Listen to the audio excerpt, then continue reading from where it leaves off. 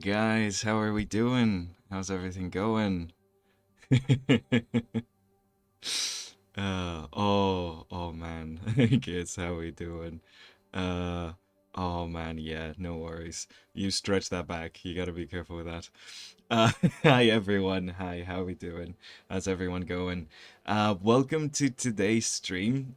For those of you who are new and don't know me, I'm Gonzalo. I'm one of the instructors here in Wing Canvas. And yeah, today we're going to be doing a little bit of pixel art. This thing you see on screen, that's just my that's just a little drawing we did yesterday in one of our classes. But yeah, welcome.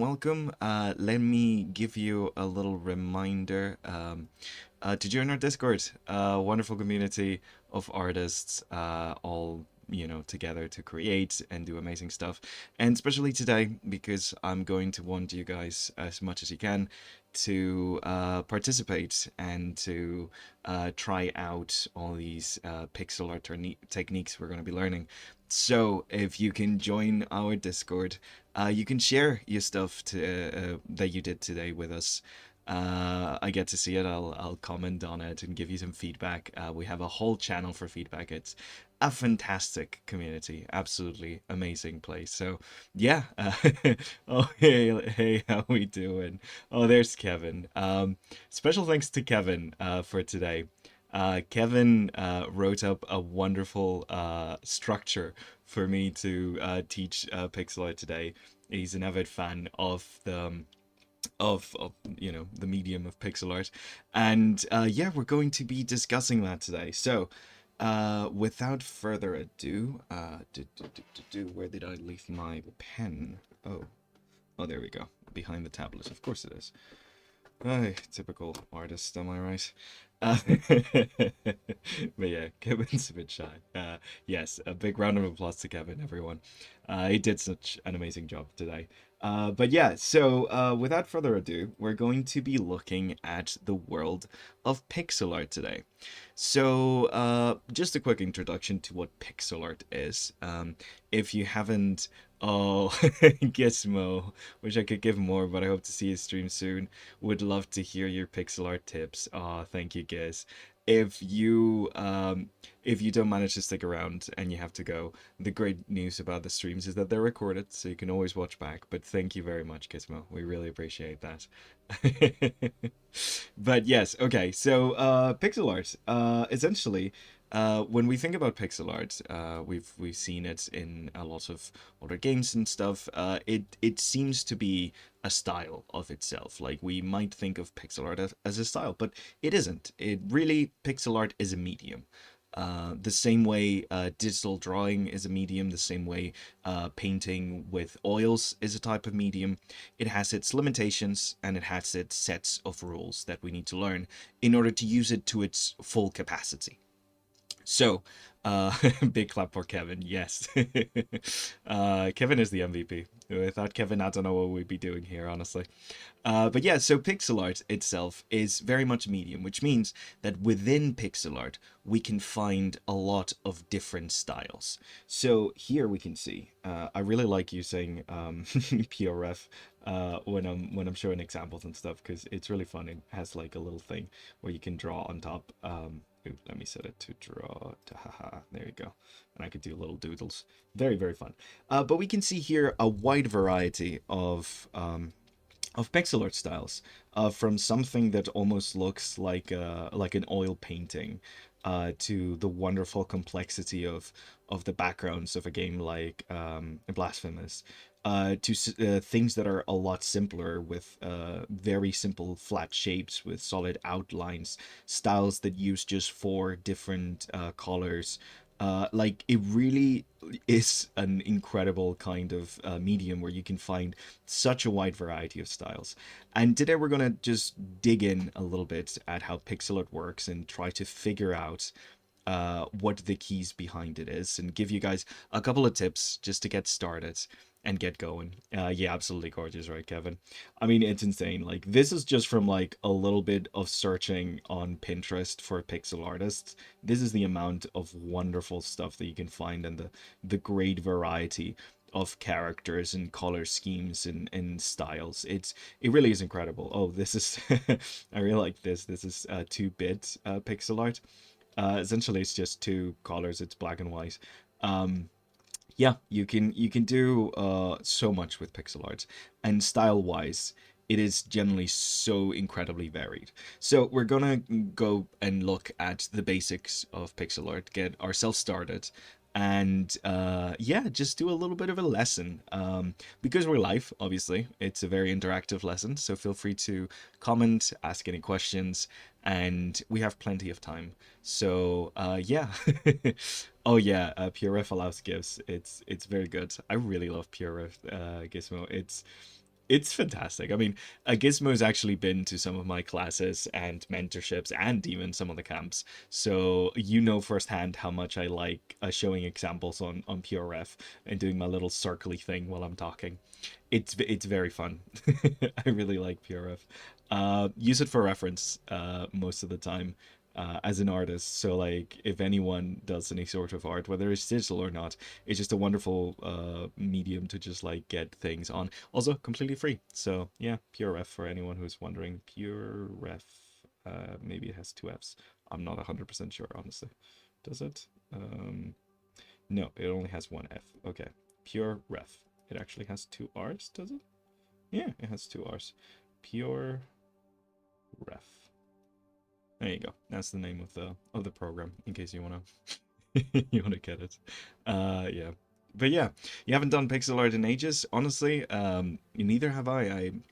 Last time I did pixel art, it was like almost a month ago for a specific job and stuff. So we're all a bit rusty, but we're gonna get through the basics. We're gonna go bit by bit, just talk about the importance of the pixel. Well, hi Silver Moon, how you doing? But yeah, no, essentially go bit by bit. These are the wonderful stuff I hope to be able to do in a few months. Yes, get the feels.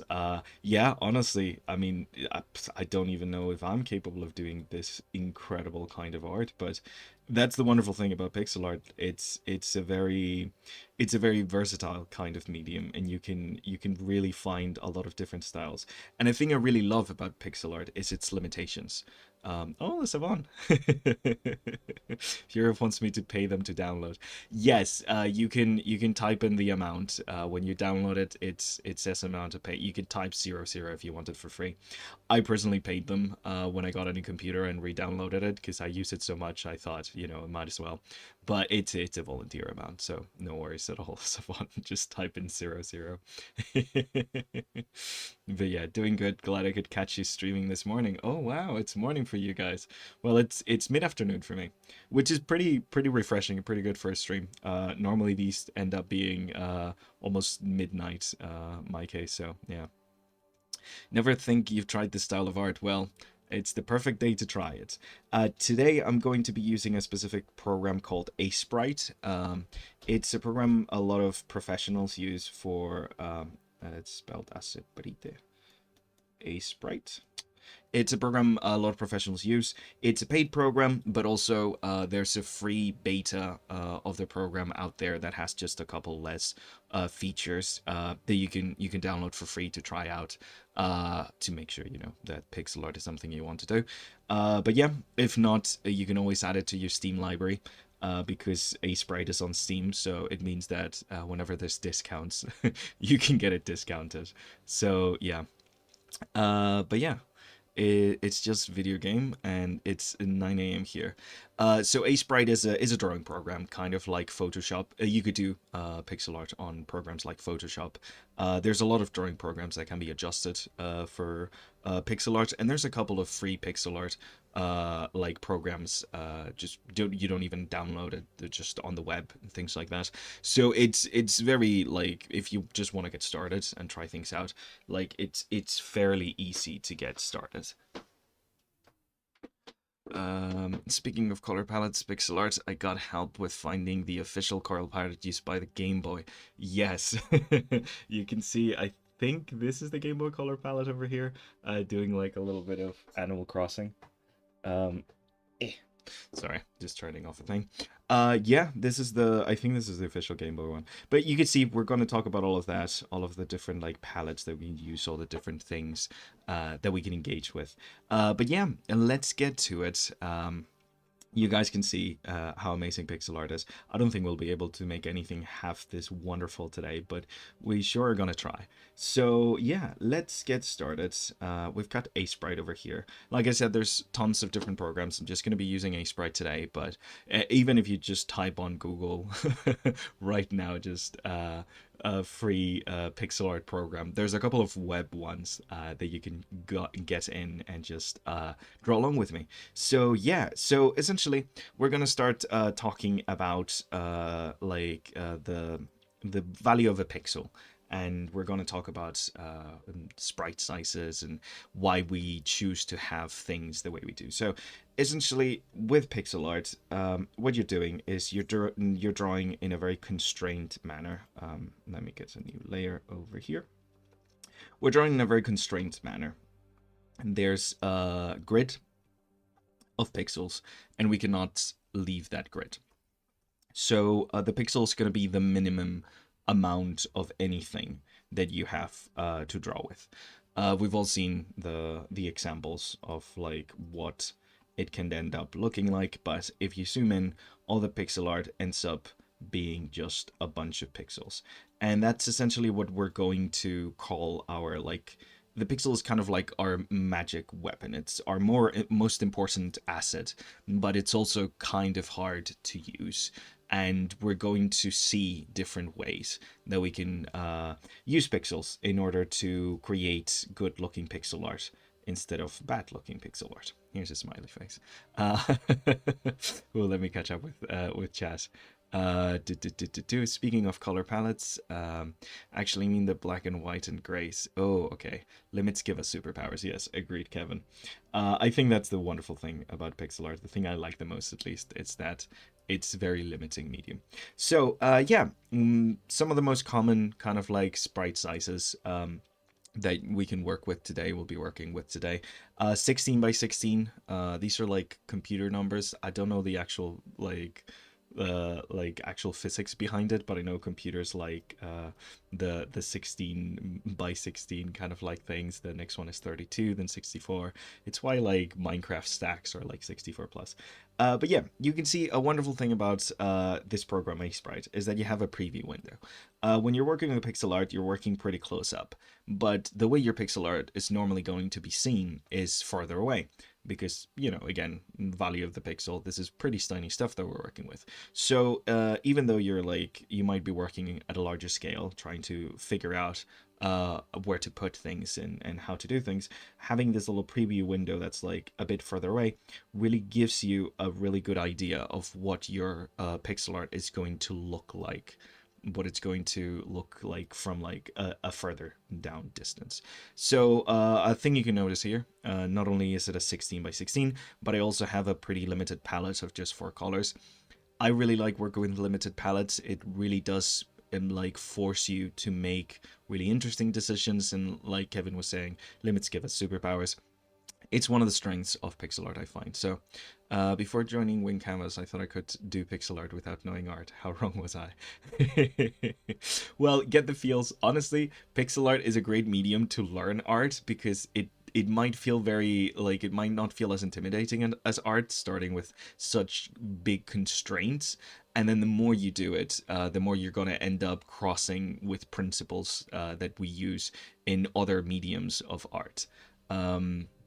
And if you want to make it even more limiting, you can do pixel art on graph paper. Yes, if you guys don't want to do this digitally, you could join us with a little graph paper. Good thing I never tried pixel art on CSP. Aseprite seems dope for it. Yeah, Aseprite is really good. I'm really, really loving how it works and stuff like that. And like I said, it's on Steam, so you can always, if you don't want to try the beta and you just want to play with it like straight up, you can always just add it to your Steam wish list, and you know, it'll notify you when it's on sale. But yeah. Okay, so yeah, 16 by 16, limited palette. You can see how I'm trying to use the limitations of the medium, like the fact that I only have black as a shadow color, creating these little gaps. And you can see how, like, from close up, it looks kind of weird. But from further apart, this character looks actually quite good. Now, another common scale is a 32 by 32 when we're talking smaller pixel scales. You can see the difference already. This is the same character. I essentially drew the same character. Different pose. This one's punching and angry. This one's just standing there. You can see how the limitations force the style. I very much want to see the expression, and I want detail in the expression. So the head is quite big. This is not because that's the proportions that a normal human body have, but because I want to focus on that expression that this character wants to have. And you can see how changing that size of the scale of the canvas that I'm working with really does create a lot of changes in my ability to render things. At the end of the day, pixel art is not just like bringing the kind of like fidelity of an image down to its pixel size, but working with like these kind of limitations. So you can see here how, like, you get this kind of like difference between a 16 by 16 and a 32 by 32. Oh, I need to go. I'm so bad at reading the comments, guys. I'm so sorry. Didn't know you could do pixel art on non-pixel software as MS Paint? Yeah, you can with MS Paint. I used to do it with MS Paint when I was really, really young. I'm talking like 11, 12. Back in the day, I had MS Paint on my parents' Windows, and I used to use it for pixel art. And I didn't know how to export it, so like it wouldn't get all like blurry and stuff. So I used to export it in JPEGs, and I got really frustrated. Yeah. So yeah, it's there's so many different easy ways to get in pixel art, but I just wanted to explain here with an example how easily the power of a pixel, just by taking away these little, like, just by using these little like pixels over here, just these two pixels over here, create a little bit of a shadow under the eyes. If I want the eyes to be more clear, I can remove those, and you can see here in our little preview how much of a difference it makes to like her expression. Adding them just makes those brows feel a lot stronger, whereas like removing them makes them feel a lot lighter and more cartoony and flattens the face a lot. It's really funny. It's literally 2 pixels. It's literally just 2 pixels, but adding them and removing them creates like this whole difference in like the effect of what you're looking at. It's quite fascinating.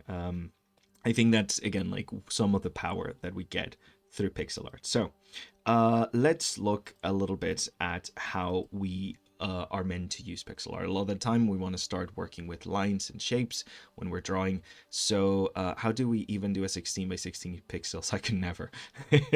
Yeah, a lot of things use 16 by 16. All the items in Minecraft, famously 16 by 16. Yeah, it's quite small. It's quite the small amount, but you can, as you can see, you could totally get a character out of a 16 by 16. But yeah, you could see a little bit of what I was talking about with like the power of the pixel here. When you're doing pixel art, you want to lump your pixels together to create shapes, essentially. So what you're doing here is that you're starting with just your pixel. By putting certain pixels together, you create certain shapes. The square is going to be your main shape, which creates a certain amount of limitations. If you cannot draw too big, it is hard to render something that seems circular. You can see that this is the minimum amount of pixels that one needs to create a more circular looking object. So it really does limit the kind of like stuff that you can make. You can see, like, from afar here, these start looking like 3 different spheres, even though the only one that sort of is starting to be circular is this third one. Whereas if I did something like this, suddenly out of context, these 3 would start looking like squares. It's really fascinating. It creates a methodology where, like, you're kind of working almost to trick the eye. You're trying to mimic things with incredible limitations. And the smaller your pixel art is, the more limitations you're going to have. it seems like in that case you'd want to start with doing bigger pixel art and going without those limitations. But the problem is that the bigger you get with pixel art, the less pixel art it becomes. So when you're starting up, I suggest you start with smaller canvases. Again, the 32 by 32 is already quite big. I would start with a 16 by 16 if I'm like just starting to learn, because it's going to give me more constraints. You don't have to like go full on onto a character. You can start drawing like little objects, little things like that. But essentially, the larger the canvas is, the less it's gonna start becoming pixel art, and it's just going to be pixelated drawing. So if you really want to learn the basics of pixel art and like hone in to that essence that you get with pixel art, a smaller canvas is 100% the way to go. I've got some questions. So Gizmo, anti-aliasing. Isn't anti-aliasing technically a way to turn your regular brush into a pixel brush? What am I doing wrong with the whole time? So anti-aliasing, we'll look into that. We have a thing we're gonna do anti-aliasing later. Essentially, anti-aliasing is a technique that you can use within pixel art to make your pixels look smoother. We'll get into it, and I'll explain what it is. At least that's the way I do pixel turning anti-aliasing on or off. So yes, it's if you want to do like full on pixel art Gizmo, you want to have like, you want to set your program to specifically like certain parameters so pixel art can be done. You can do this with Photoshop. There's tons of tutorials out there with like whatever program you're using and stuff like that. Essentially, by turning anti-aliasing off, what you're doing is like making sure that everything you draw is very much pixels, and you don't get any like half opacity pixels in the way, like filling those in. Like when we usually draw like a line in a drawing software, this is more or less what we get if you were able to zoom in like a lot. So we're trying to avoid that. Essentially, we're trying to avoid that being created because it's building pixels that we don't want there. So okay. Sorry, I know this is like a lot of conceptual stuff, but yes. Speaking of Minecraft, did you download the program Bench? You can create just about anything and add it to Minecraft. Yes, Nicholas Patton, I actually have a previous stream where I do a little bit of a tutorial on Blockbench. Even have like a little bit of a Minecraft avatar for it. But yeah, hopefully Kevin can link that so you can see. But yeah, I use Blockbench. I've used it professionally for a lot of things. I've worked with Minecraft companies, so I've done a lot of Minecraft style art and assets and things of that sort. So yeah, very, very good program. Another place where you can do pixel art technically, even though it's a 3D voxel program. But you know, the textures there are pixel art, and it has its own kind of like pixel art thing. But yes. I use CSP, but maybe use Krita. Yeah, Krita might have a way to turn it into a pixel art program. I'm sure it's very versatile. We want to control down and listen all this. Yes, correct. What Kevin is saying. Yes. Oh, there you go. Kevin just posted the tutorial. Thank you, Kevin. what would we do without Kevin? Honestly, what the heck would we do without Kevin? Okay, so. There's a couple of rules of pixel art. Kevin wrote them out quite succinctly. It's fantastic. We're going to go through them as we learn the different things, but at the end, I'm going to show you them so you guys can see them and have the little list, because it's actually a quite great list. It's just without the context, it's going to feel a bit odd. So let's get started. Essentially, I want to start with just... we've talked about like the canvas sizes, essentially again 16, 32, pretty good ones to get started. A 16 by 16, very good if you're just wanting to start, and then a 32 by 32 if you wanted to take that extra step and get a bit more detailed. Very good places to get started. 32 by 32, I believe, is the size of a Minecraft block, so you get an idea. But yeah. So, I want to talk about pixels and pixels clustering. We've talked about the minimums, kind of like things that we have with pixels. Of like, our minimum is going to be this 1 dots, and everything is on the line on the grid, so you can't really offset your pixels at all.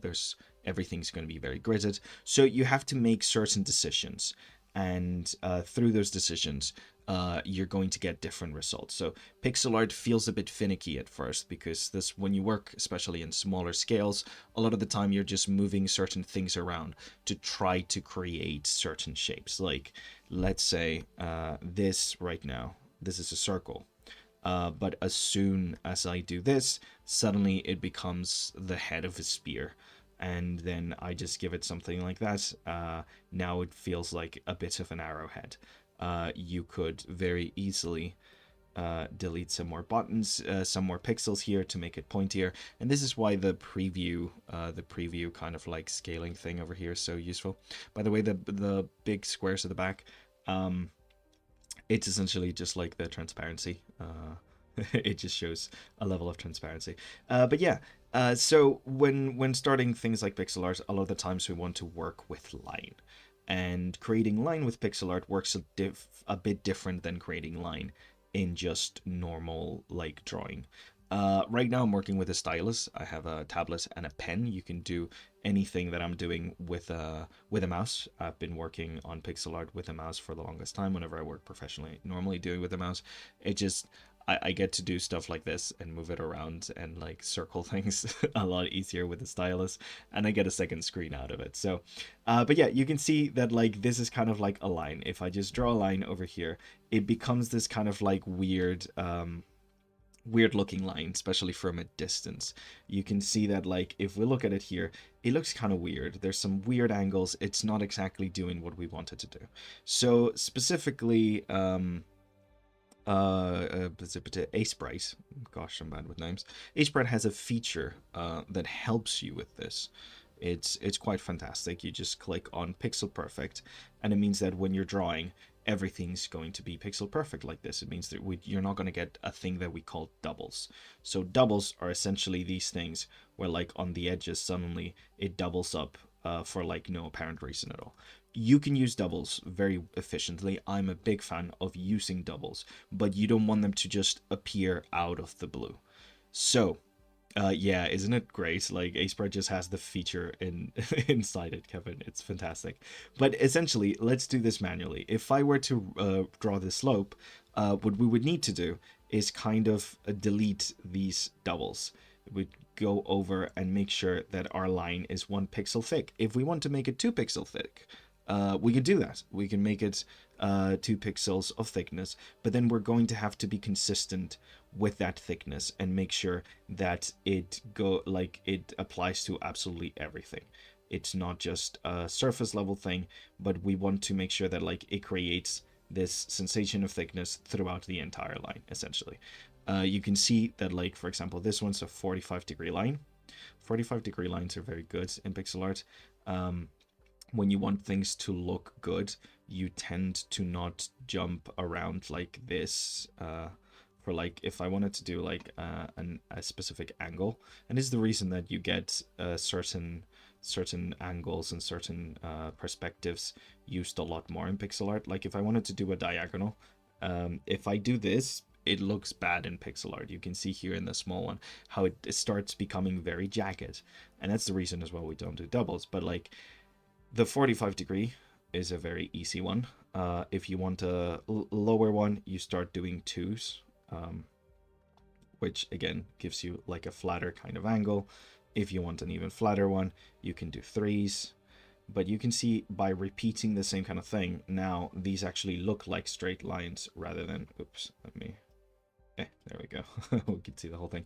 These actually look like straight lines rather than the chaos that is just mixing and matching those little things. So if you're wanting to do straight lines, remember to always keep them the same amount of pixels increases as you go. You could do the same thing vertically, like if you want to go up in like 2s or up in like 3s or even like 4s. Like again, the more you do, the smaller the angle. But you can see from afar these look like straight lines, whereas this looks like a bit of a mess. So with this kind of idea, we can also do curves. So for curves, let me create a new layer. I forgot what the, oh, Shift N. Okay, fantastic.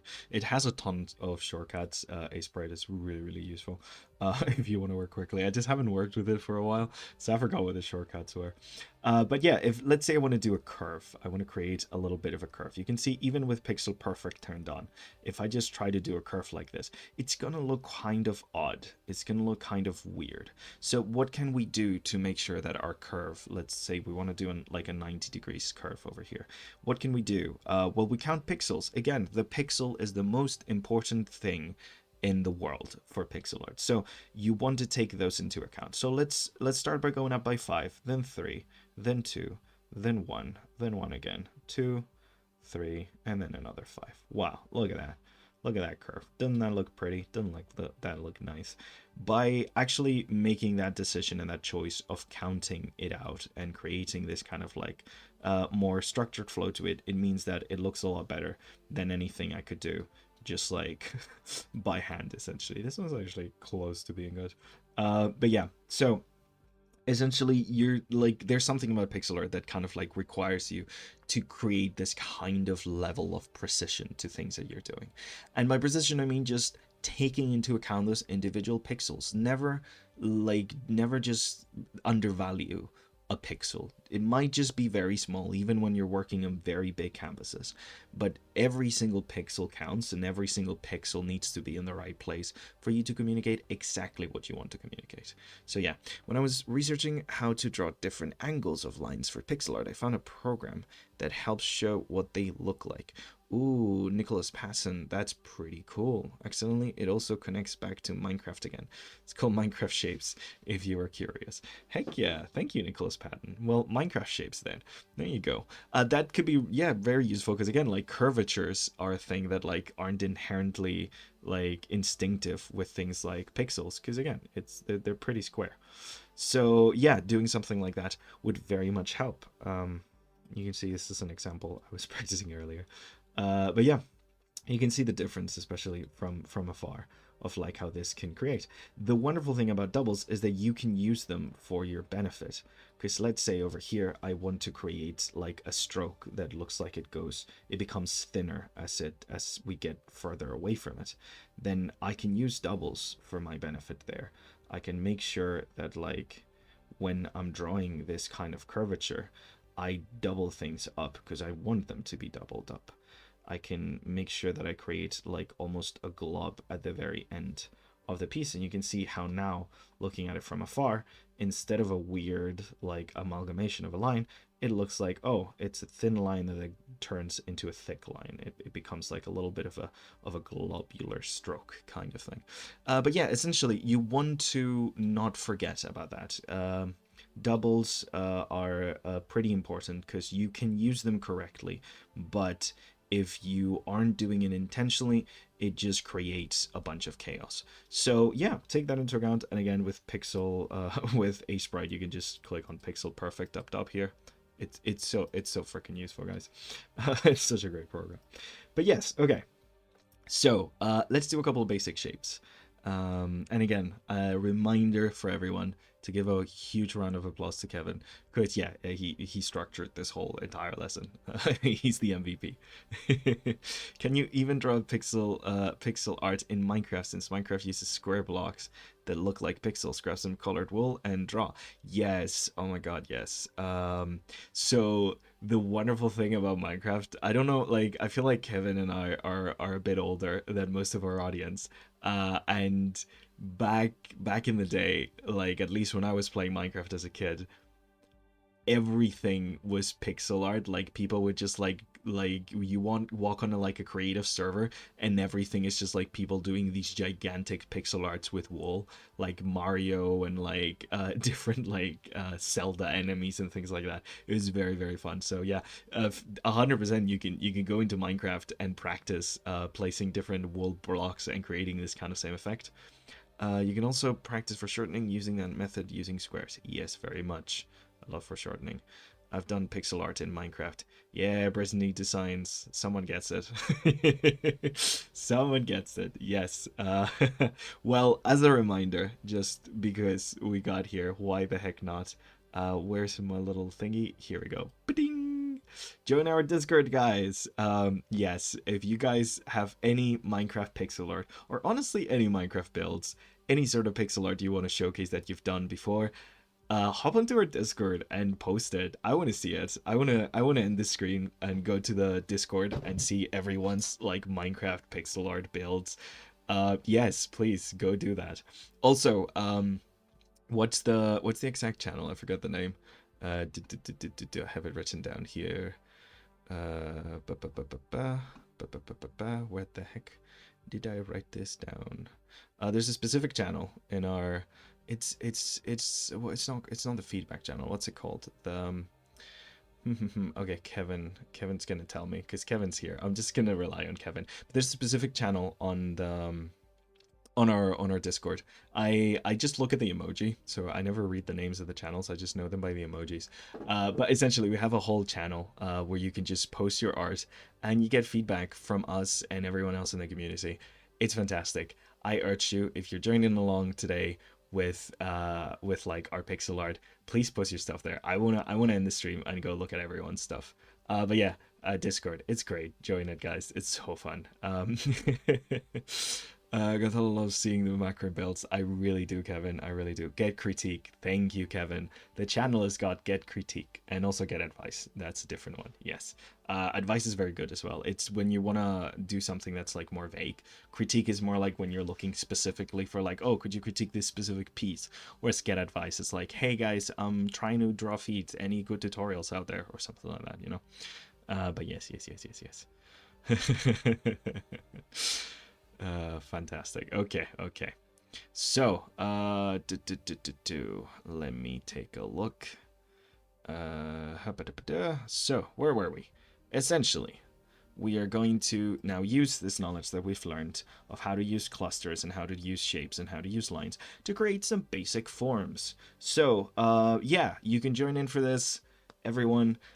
Let's just draw a house. Let's just really quickly in this like little thing. Let's draw a little house, like a typical house. It's nothing pretty, nothing like we're just doing a little bit of an icon. I'm not even gonna use like the stuff in here that lets me like mirror stuff. Let's just draw a freaking house, like the most kid house drawing you've ever seen in your life. There you go. A freaking house. We got a house with a nice roof. Let's do the kind of like, this looks like a Minecraft village house actually. There you go. Minecraft house. You can see how very simply, and you can see what it looks like here from afar, but like how very simply with just a couple of pixels, we're able to create a form and shape that is very much recognizable. So essentially, we're just like step by step, doing pixel by pixel, creating this kind of amalgamation, and it becomes a shape. You can see the 45-degree lines over here, creating these. The door is literally just 3 pixels next to each other kind of thing. Let's say we want to make, like, remove the window and make it have a bigger door. Okay, so let's do something like this. Fantastic. I want to add this back. I really like the little overhang. There you go. Now it has a way bigger door. Let's say we want to round out that door. Just by removing these 2 pixels, you can see in the preview how suddenly that door becomes a lot cuter and a lot rounder. Same with the roof. Let's say we want to make it a bit more bubbly and cute. You can see by just removing those corners, suddenly everything becomes a lot rounder.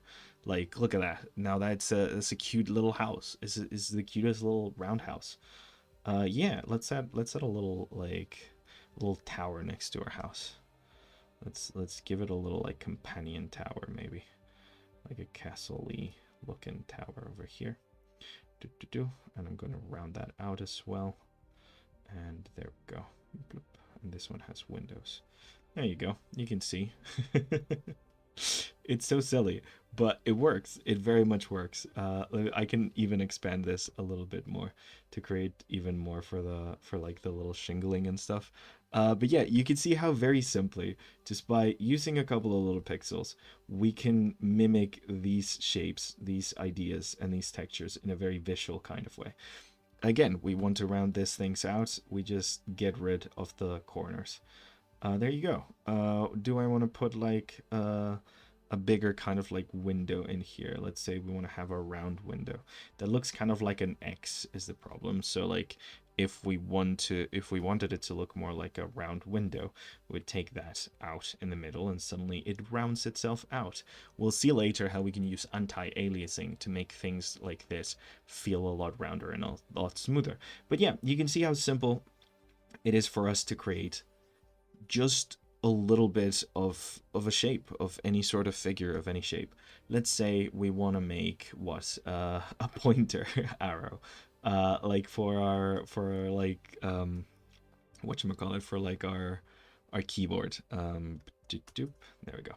So yeah, let's create a little bit of an arrow for our keyboard, for when we point to things. Not keyboard, mouse.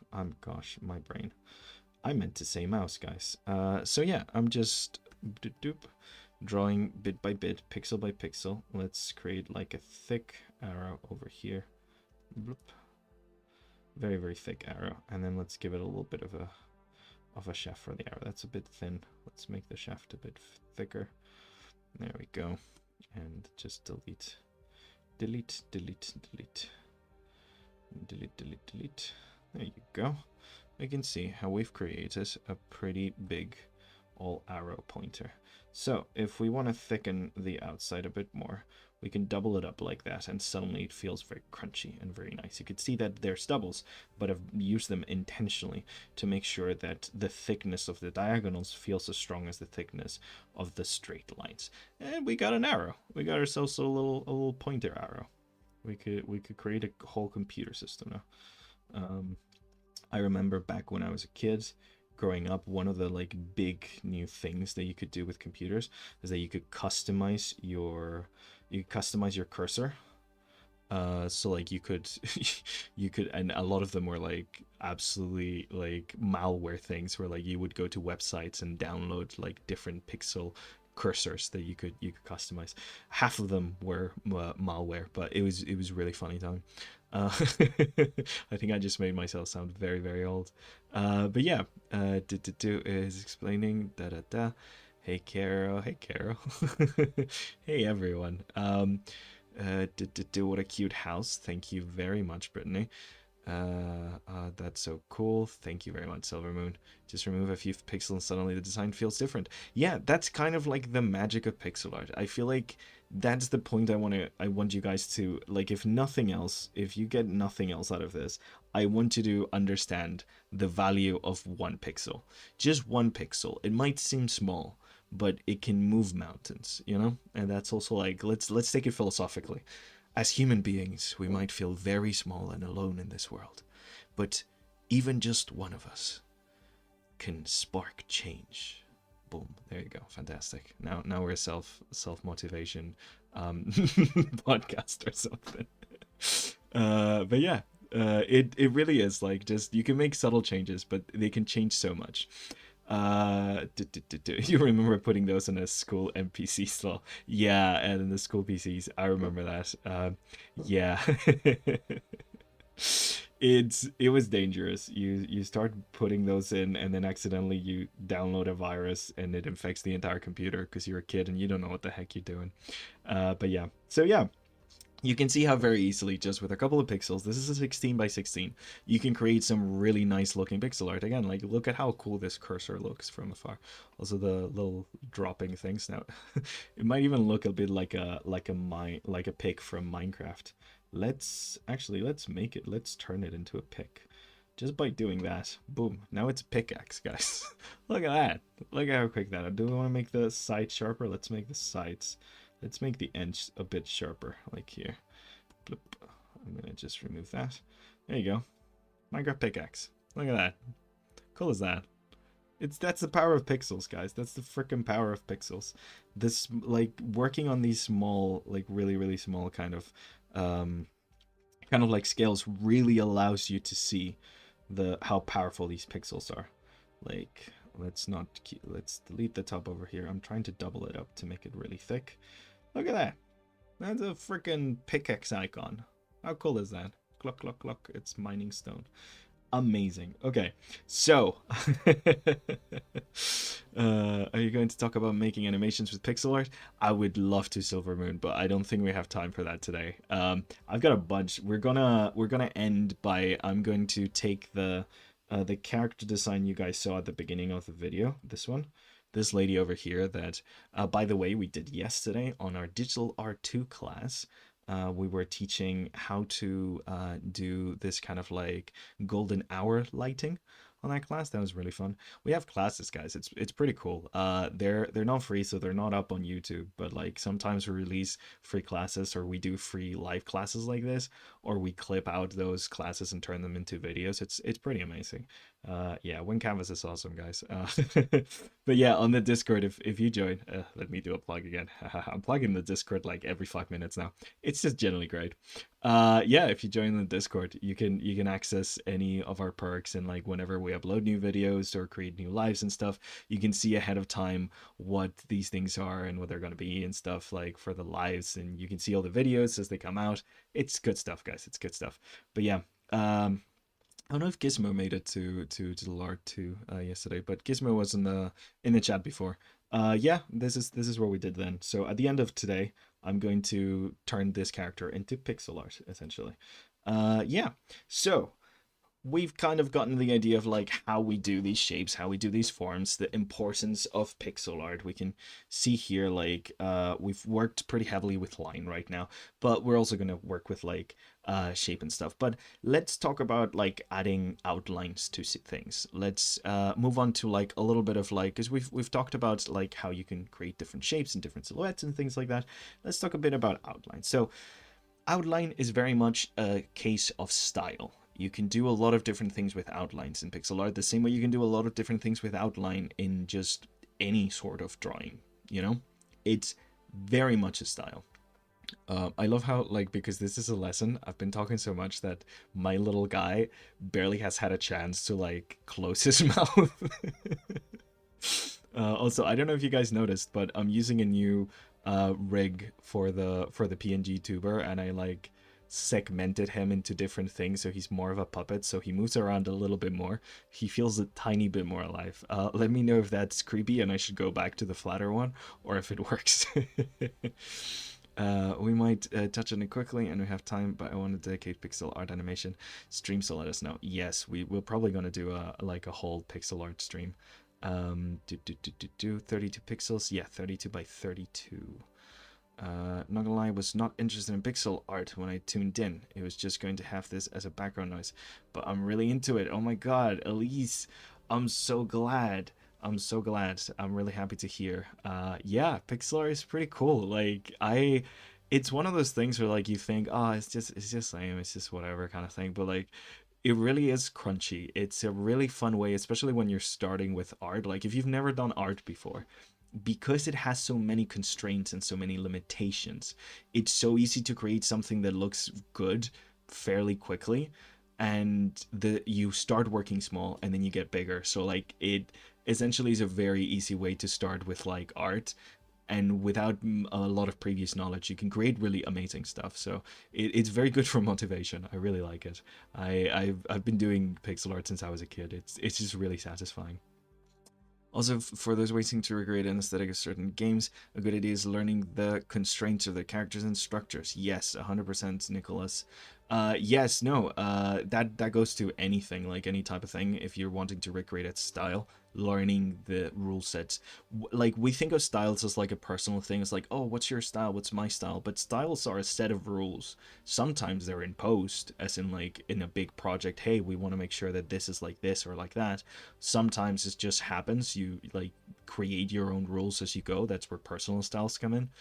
But yeah, okay. Kind of like the new PNG rig. It feels.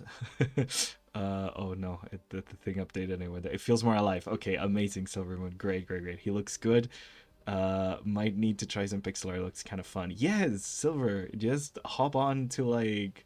Honestly, like anything, hop onto Minecraft and start placing blocks with us. Is there a specific program you do pixel art, or can you do it with any programs? You can do it with a lot of different programs, Kara Pecco. So you can use a ton of different programs for it. Specifically right now I'm using Aseprite, which is a paid program, but there is a beta of Aseprite going around. You can find it pretty easily. Before they came up with the official version, there's a beta that has most of the features and is completely free to download. And you can also do a lot of like pixel art free online. There's so many like online programs that you can use to just do pixel art. It's really, really easy. If Kevin has, I don't know if Kevin has it. Kevin, can you find us like two, maybe one or two like free like pixel art things? I would pop it on my thing, but I don't want it to show up on stream while I'm looking things up. But like I know there's like a couple of online ones, because when I was using like a different computer at some point and stuff, I needed to do some tweaks. I've like there's like a few like free browser based ones, so we can just give you guys a couple of options. But yeah, thank you, Kevin. Again, without Kevin, none of this would happen. He's the MVP. A big round of applause for Kevin. You can do it in any digital program. There's a specific design. Yes. Okay, it's pretty cheap though, isn't it? Yeah, it's pretty cheap. It didn't cost me a lot, honestly. It's really affordable, and it's on Steam, which means it's susceptible to sales. But okay, let's get to line, essentially outlines. The line art of pixel art. So I drew these mushrooms. Yeah, you can see they're kind of like mushrooms. They look pretty cool from afar. They're not the best mushrooms, but they're okay mushrooms. So yeah, essentially with these, what I'm going to do is add some outlines. You can have absolutely no outline. That's very much a thing. Minecraft, for example, used to have, like the old Minecraft used to have really thick black outlines on all of their items. We can replicate what we were talking about before of trying not to create these little doubles. I just created doubles. Oh no. Send me to pixel jail. You can see we could create like a fairly simple outline like that. Another technique that I like a lot is colored outlines, which we're gonna get into color in a second, but essentially I'm just gonna pick like a very dark version of each one's of like the colors of the things and use that to outline them. By doing this, we are creating essentially a pretty cool effect where like it still feels like a dark line very much, but it kind of like blends in more with the actual like texture of the thing. You can see here like pretty similar. You can barely tell the difference apart, but it kind of like adds a little bit to the lighting and stuff. We're gonna go into shading in a bit, but I just want to just to show you like what the power of this is. I can use this very easily to kind of like create highlights as well within the line by like using a bit of a lighter color in this one. When it comes to colors, you want to reuse as many as you want, as you can in things like pixel art. Lowering the number of colors you're using always makes things look better. And you can even do things like this where you make the line. Let me do a little bit of a lighter one over here and more towards the blue. There we go. You can do things here like this where you like break into the figure of the thing. For example, I want to emphasize the fact that like this stem of the mushroom is popping out. So maybe by just doing a couple of pixels there, so you can see that now it feels like a bit more three-dimensional. And again, yeah, all of that using these kind of like very subtle pixel changes. Let's make it a bit lighter, actually. There you go, something like that. There you go. Just by like subtly changing a bit of the color of the line, you can see that like this one looks a lot flatter. This one looks has a lot more dimension to it, but still having that outline. And then we can do the typical amazingness that is the really thick double outline. Again, we're wanting to start with like this single outline. We don't want any doubles right now. And then we're going to purposefully double everything up. By creating these doubles in the corners, you can see everything looks suddenly very square. If you want to emphasize the pixel of it, you get rid of those corners. But by doubling up the thickness over here, we create something that has a lot of like style to it. It makes it feel very cartoony. I've seen this in a lot of like games and stuff. Like it might look very like bad up close, but from afar it gives us a really fun, like it almost looks like a sticker. You guys know what I mean? Like it almost looks like a little bit of a sticker. But yeah, you can see here how like very easily how like doing those doubles really makes things feel a lot more square. Like look at it, like that feels very jaggedy and pointy. um yeah, it's kind of interesting. It's that thing. That's why we try to avoid doubles and we try to go on like the one-on-ones kind of things. But yeah, you could see like a couple of different ways of doing outlines. Here I've done a little bit of shading with those outlines. Here it's just full on black outline and then double thick outline, and then you could do absolutely no outline as well.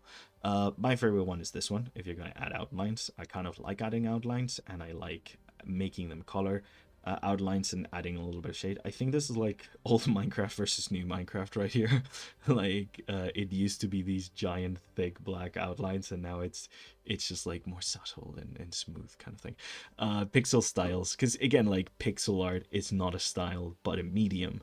Pixel art styles like come and go, and like they change a lot throughout. So yeah. Let's see. Aseprite is pretty cheap. Yes. It's very affordable. Pixel, I think, is a web browser program for pixel art. Oh my god, Silver Moon on the hunt. Yes. Aseprite is around 22 to 23 Canadian dollars for you. Yeah. I mean, I think it was 20 euros for me or something. Maybe less, because I think I might have bought it on sale. Because again, it's on Steam. And Kevin sent you guys a link to pixel art, which is pretty good. It's a browser one, so you can use it to join us today. Also, anything that you draw today, please go on the Discord and show us to us, because I wanna end this stream, go down and review a ton of pixel art. That's my goal by the end of this stream. But yes. And pixelapp.com. Kevin, you're a real lifesaver. Yes. Have you guys played that sticker shop game? It's all pixel art. I have not, but I feel like they probably double up the line, don't they? I would double up the line if I made a sticker game. It's a pretty cute game. Oh, I need to figure that out. I need to not figure that out. I mean, I need to find that one. But yes, okay. So let's get to a little bit of basics of color. First of all, and a lot of pixel art programs, specifically like here in like Aseprite, because again, it's a pixel art program meant for pixel art, you're gonna find a ton of different palettes. The best thing that you can do when it comes to open folder, I meant to load. The best thing you could do when it comes to pixel art is use a restrictive palette. You don't want a ton of colors, and personally, the more restrictive the better. If you want more, like, to create more colors and stuff like that, a good number to take into account is like at least three shades per color. So like if you have green, have like light, medium, and dark green, essentially. This is the Game Boy palette you can see over here. You got the Game Boy palette is kind of like 4 colors. There's no black here, but sometimes it does have black. Yeah, Game Boy style palette over here. It's just 4 colors. It's quite great. But yeah, so essentially, like, it comes with a ton of palettes, and you can have something like this. Like you could very easily do something like this. But I feel like when you're starting out, especially, I recommend you like minimize the number of colors that you use as much as possible. But if you are creating your own colors, there is a couple of things that we can do to make our colors be better, not look like crap. Okay, so how do you go about selecting colors? And this is something that we use in pixel art, but this is also something that we use when it comes to like any sort of color theory stuff. I'm not gonna go full into like the color theory and explain like the color wheel and analogous and all that stuff. We've got plenty of videos over on the channel talking about how you use colors and color theory and the Gestalt theories and all the ideas of like psychological and emotional things to color. But today we're going to try and focus on just a couple of basics, just for you getting started. Hey, I want to draw a frog. I want my frog to be green. Okay, cool. Let's draw a little frog. I'm going to do a pretty terrible frog right now, but let's do a tiny little frog. Let's give it some eyes. Bloop. Can do the eyes in white, because why not? Let's make it a bit more round, like this. There we go. That frog is slanted. We don't want our frog to be slanting to one side. Okay, so this is our frog. I'm gonna make it one thicker so I can actually get a gap between the eyes, because I want a gap between the eyes. So so this is our frog. This is our frog. His name is Bob, and he is having a froggy old time. Fantastic. So we got Bob over here, and let's say that we want Bob. Are we gonna give Bob a mouth? Let's give Bob a mouth. That's a pretty terrible mouth. Let's give Bob a black mouth, and then we can look for colors. Okay, so let's say we want to color Bob and add a little bit of variation to Bob. So how would we go about creating a good color palette for Bob? So we want to do greens. So this is going to be our main green. We really like this color, but we want to create a highlight for this color. We want to create a highlight, and we want to create a shadow so we can get a little depth in Bob. So normally, you guys are going to have to look down here. Wait, can I make this bigger? Yeah, I can make this a little bigger. Can I? There we go. Fantastic. We can see the color, guys. Look at this. Look at this. Okay. So how are we going to go about creating a nice little palette for Bob? So the thing about Bob is that if we just go down here and get a darker color, let's say we want to give Bob a little bit of a shadow at the bottom. Yeah, we've created like a little bit of a darker color over here. Fantastic. And then we create a little bit of a lighter color over here to create a little bit of highlight. Okay, I guess that's fine. I mean, we could add more contrast. I guess that's fine. But Bob looks kind of crap right now. How do we actually make our colors better? So right now the palette we have is this. Bloop, bloop, bloop, bloop, bloop. How do we actually make a better palette for Bob? How do we make a better light and dark for Bob? And again, we want to try stick to 3 colors: 1 light, 1 medium, 1 dark. Just the less colors you have, the better. Gonzalo's new sidekick is Bob the Frog. Yeah, I do love me a frog. It's not easy being green, you guys know. So yeah, let's actually keep the same kind of like level of brightness over here, but we don't really like going into this kind of like light thing. So what we're gonna do is a wonderful, amazing little thing called hue shifting. So these are our hues over in the bar here below. Sometimes it's circle around a thing, but these are our hues. So instead of like shifting just in the saturation and values over here, we're going to shift the hue. Right now, our Bob, we want the lightest things, for example, to go towards a yellow. You know, let's make the light part of this green a lot more yellow. Oh my god, look at that! It looks so cool. And now let's make the blue part, like the dark part, go more towards the blue. So we're still keeping it dark. We're keeping it pretty dark, but we're keeping it blue. Let's make it a little bit more subtle. There we go. Fantastic. So now we have the same kind of idea, the same kind of vibe of middle light yellow, but let's now give our friend Bob here his little makeover. I need to remember the shortcuts. You can see how much better Bob looks now. He looks really cool, especially from afar, because in pixel art, you're wanting to get a lot of contrast as well between your lights and your dark. Pixel art is very good for contrast. If you want subtlety, maybe pixel art ain't for you, fella. But yeah, you can see here how Bob looks a lot cooler with his new color highlights. So this is called hue shifting. Another thing that we could do, another thing that's very common, is shifting towards either the blue or shifting towards the red. Hue shifting means that like your highlights are going to go to one end and your like shadows are going to go to another, essentially. If that's your color, shadows here, highlights there. Let's say this is your color, shadows here, highlights over here, or vice versa. I normally try to go to the highlights towards whatever color is a bit brighter inherently. Like your yellows are going to be brighter than your blues, regardless of like how actually high the value is and stuff like that. But another thing you could do is take it towards the blues if you want to, as it gets darker, if you want to create a sensation of being outdoors, or taking it towards the reds if you want to make it feel more cozy. So let's say again, we have the same color over here. We're gonna take it towards the blues and away from the blues. That's gonna give us a very similar palette to what we have here. So let's try doing it towards the reds. So this is our color right now. Let's take it towards the reds as we get darker and do something like this.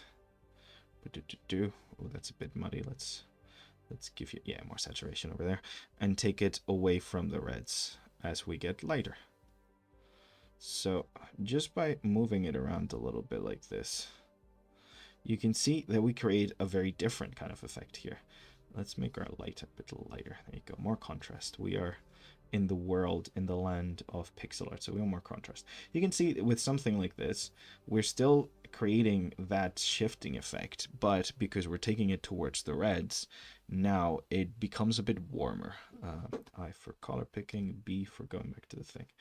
Fantastic. There we go. You can see that now our little frog Bob looks a little warmer. So yeah, this little guy has gone through a couple of different changes, and it's all because we are picking these colors. We're creating these palettes with decision making in mind. You can see already this palette here, how like it goes from blue to green to yellow, and this is one of the default ones that we do. This is why I suggest you start with default palettes, but you can see the level of contrast that you have in something like this. You can see how Bob looks very much like he's being hue shifted rather than just moving the value up and down. Let's remind you how terrible that looks. Poor Bob. He's a little guy. I need to remember how to what's actually is the shortcut for this? G. Okay, cool. I and G. There we go. Fantastic. That's so much easier. Aseprite has great shortcuts. You just gotta remember them. Bob is very handsome. He just needs better lighting. Yes, agreed. Bob is very handsome. Bob looks ready to slay the nearest pond. Bob has been through a lot. We've put poor Bob through a lot. But you can see how flat he can look before we really give like a lot of interest and attention to it. So let's do a couple more things to Bob, just to not leave him be here like this. We can't abandon Bob in his sorry state right now. So let's give Bob a little something. Let's make this mouth, instead of being like something that's pure pure pure black, I'm going to shift towards the blue and make like a darker green and give him something like that. And then we're gonna are we gonna dabble in our little forbidden art of the anti-aliasing. Yes, we are gonna double in the forbidden art of anti-aliasing to give Bob a little bit more of a froggy mouth. No, we're not going to do anti-aliasing yet, but we can give Bob a little bit of a pinkish mouth over here. Let's go with a purple. Let's desaturate this.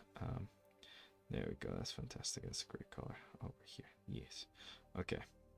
Oh, the thingy.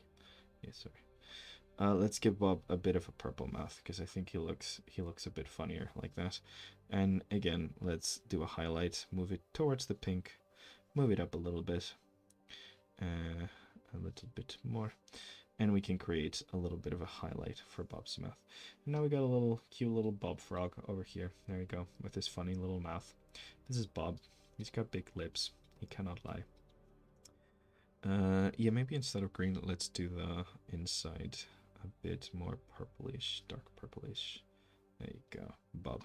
So yeah, that's Bob the Frog. He helped us learn a little bit about hue shifting, a little bit about color. So now we're going to apply that into shading. Yay, we're going to do some shading. It's going to be quite fun. So we're going to use what we learned with Bob and apply it to a couple of little boxes and spheres. So yeah, nice color palette, much better. Bob looks ready to slay. Wow, how do I get that game which allows me to do pixel art? Okay, welcome Lobotomy Lemon. So this specifically is called Aseprite, is a program that you can download on Steam or in its own website, but it costs money. You also have a bunch of free options for pixel art. Oh, Kevin's already tapped them down. Never mind. See, what am I even doing here? Kevin's here. He could do anything. Bo's gonna look like Brad Pitt after his anti-aliasing. Big lips, big hips. Yes, okay. So we're gonna do a little bit of shading. So the thing about pixel art, because of its constraints, I wanna like we end up having a couple of like trends that emerge. I can actually go back to our little like showcase of pixel art over here. We have a couple of trends that emerge when it comes to the perspective of 3D objects in pixel art. We have our top-down views, which essentially we're creating this kind of like impossible perspective where like things you can see the top and the front and that's it, and there's no real like all the lines end up becoming parallel. There's no real point of convergence in a horizon line. This is very useful. We can see this in like the Pokemon games, the early Zelda games, things like that. This is a very useful perspective because by not having any depth to it, not having any like merging diagonals that are really subtle, it allows pixel art to do its thing and be constrained to the grid. That constraint to the grid really defines the kind of perspectives that we have. This is one of them. It's called the top-down. You can have different angles of it, but essentially it's an impossible perspective. You can't really replicate this in real life, but it works really well, and it means that all your objects are going to be the exact same size, whether they're far or close to you. Then we have isometric. This is a very like painterly version of isometric. Let me see. I think I had some other isometric ones over here. Did I? Maybe not. I didn't have any other isometrics.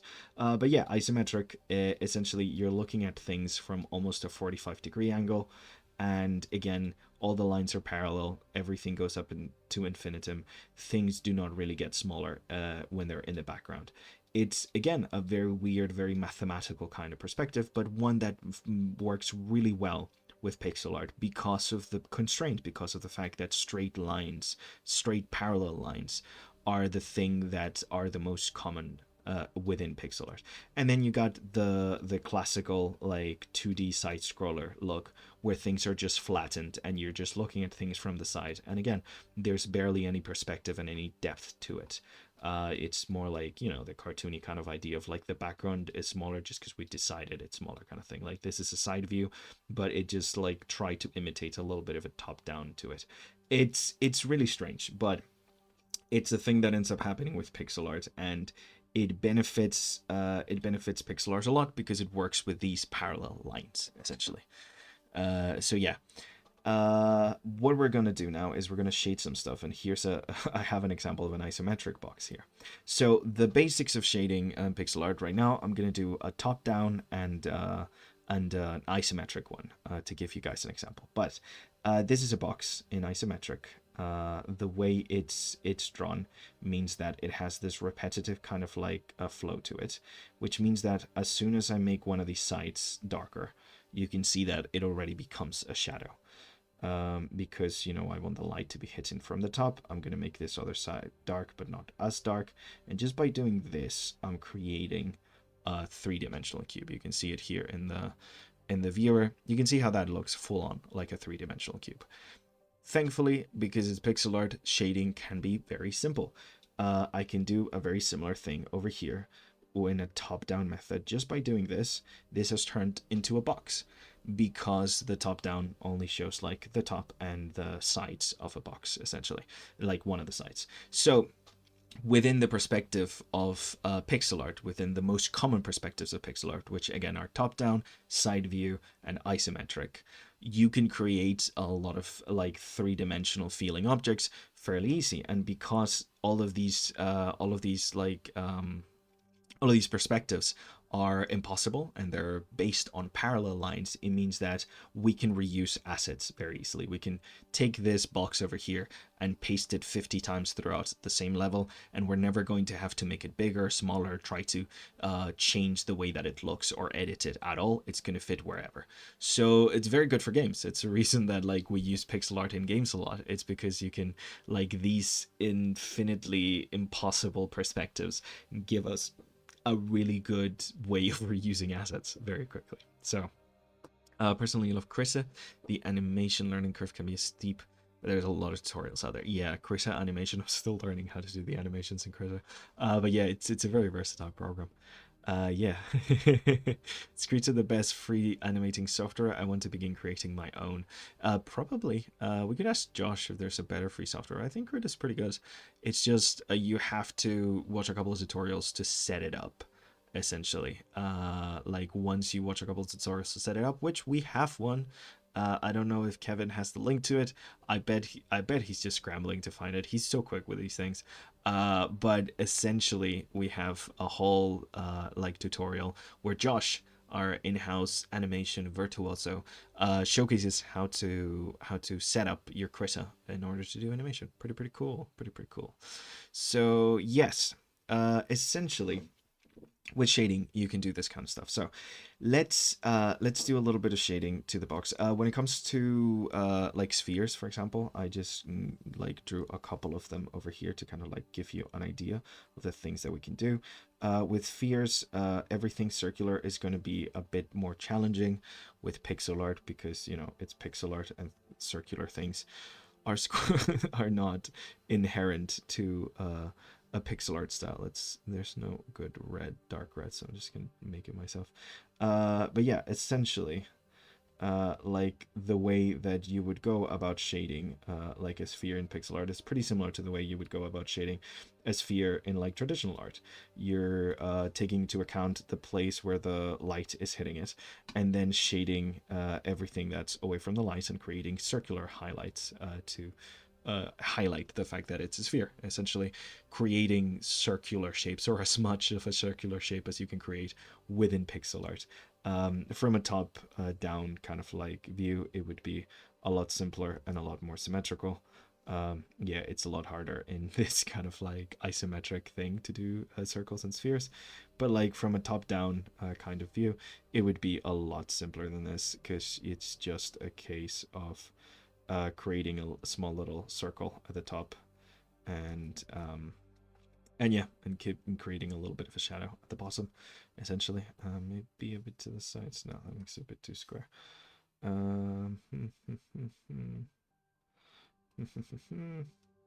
Yeah, sure. I don't love the color. Let's. Is this the color I used? Yeah. Let's use this one as a mid-tone instead. Bloop. And then use this one as the shadow. Yeah, that looks a bit better. But yeah, you can see that like essentially with spheres, what you want to do is like make sure that your highlights and your shadows become like continue that shape of sphere, like that spherical shape. A mistake I see a lot is a thing we call pillow shading. So essentially pillow shading is when you like shade as if like the inside of an object is the highlight and the outside is the shadows. So like pillow shading for this, for example, would be something like this, where like you're just doing this. This would be a very pillow shaded kind of sphere that doesn't look like a sphere. I think it's called pillow shading because it kind of sort of looks like a pillow. I could turn this into a flower pretty easily, but yeah, that's pillow shading. Don't do that.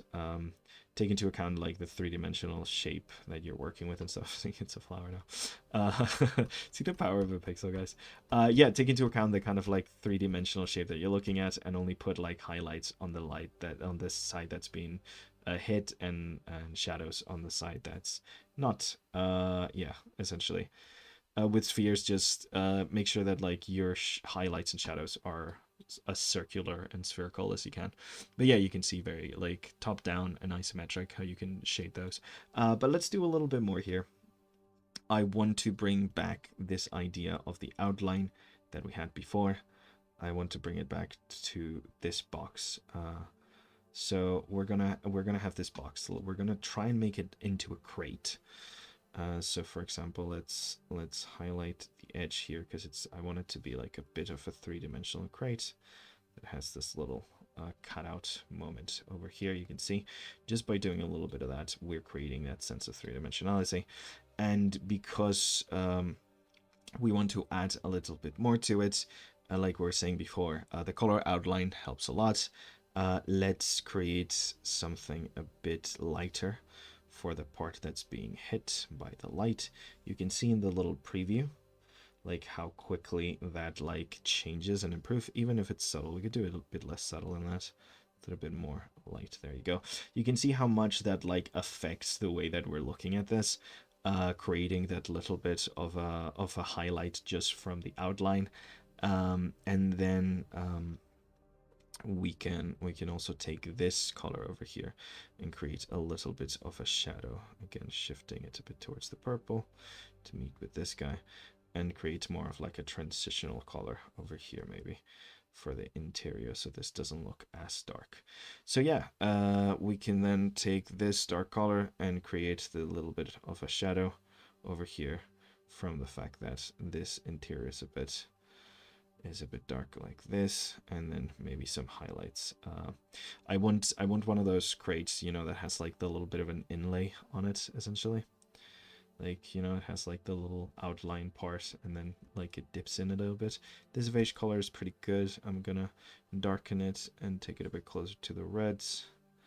There you go. I'm gonna use it around here to create that little sense of the outline. And now we've very quickly created a little crate that we can see from the top. We can use subtle texture to make it feel more wooden if we want to. We're going to do a little bit of texture after we figure out anti-aliasing, but we can do something like subtle, like creating a couple of like lines like that, maybe something to give it more groove. Let's do something that's a bit lighter than this, a bit closer to the reds, too much to the oranges, sorry, too much more with this. I'm just going to grab this one and darken it, move it closer towards the red. There we go. So a little bit of like a lighter dark to create a bit of like wooden texture, maybe something like that. Let's see if that looks good. Yeah, I think that looks pretty good. It doesn't really need it, does it?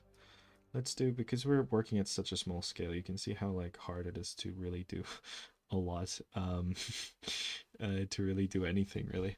But yeah, just by adding a little bit of subtlety like this, maybe creating like a line there for the wood. I don't know if I like that, but that's an option. Essentially, you can see how we can use a couple of like details over here to create a little bit of a texture. And you see me going back and forth a lot and like checking things and stuff. I really like zooming out to make sure that, like, to check my work, make sure that things look good, even when I have like the preview to the side. But yeah, you can see how very quickly, just by adding a little bit of line and creating a little bit of texture, we've like created a crate from like Woodwoods, essentially just a pretty flat 2D box. So yeah,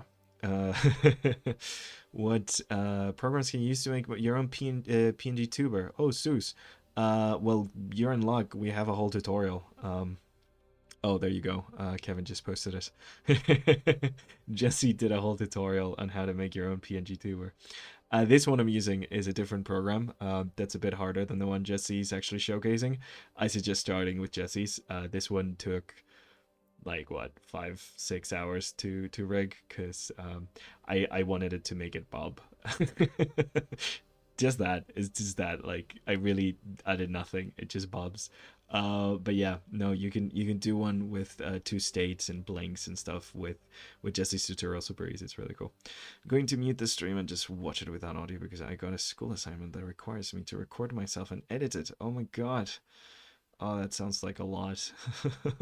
Pontiana Waters, good luck with that. I hope it works out for you. Although you might not be hearing me right now because you might have already muted this. Hey, but yeah, so you can see how like easily with just a little bit of tweaking here and there, we can create something that, like, honestly, I could very much see this be an asset in like a pixel art game, you know? Pretty cool. We made a crate. So, the dreaded anti-aliasing.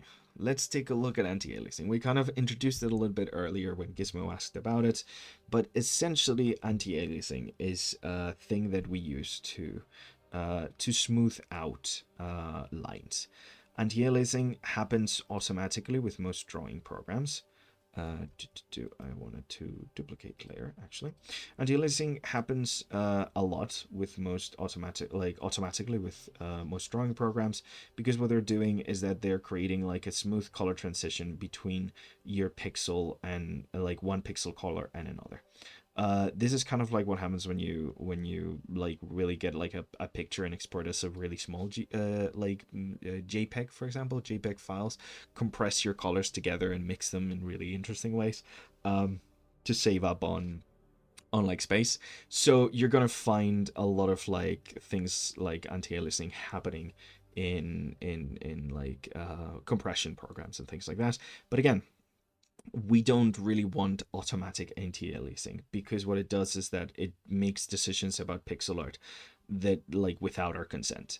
We want to have control over all the decisions that we make when it comes to pixel art. So if we want to ourselves create anti-aliasing, we can control it. So essentially what you do with anti-aliasing is that you are smoothing out. You are doing the thing that we talked about at the very beginning that we shouldn't do, how we introduce the idea of doubles and how we shouldn't do doubles. Yes, so we're going to be doing doubles, but the doubles that we're going to be doing, yeah, I have no idea what layer this is that I had the doubles on, but essentially the doubles that we're going to be doing are going to add to rounding out the hard lines. So you can see on the preview here that like our drawing right now looks pretty pixel arty, like it looks very pixely.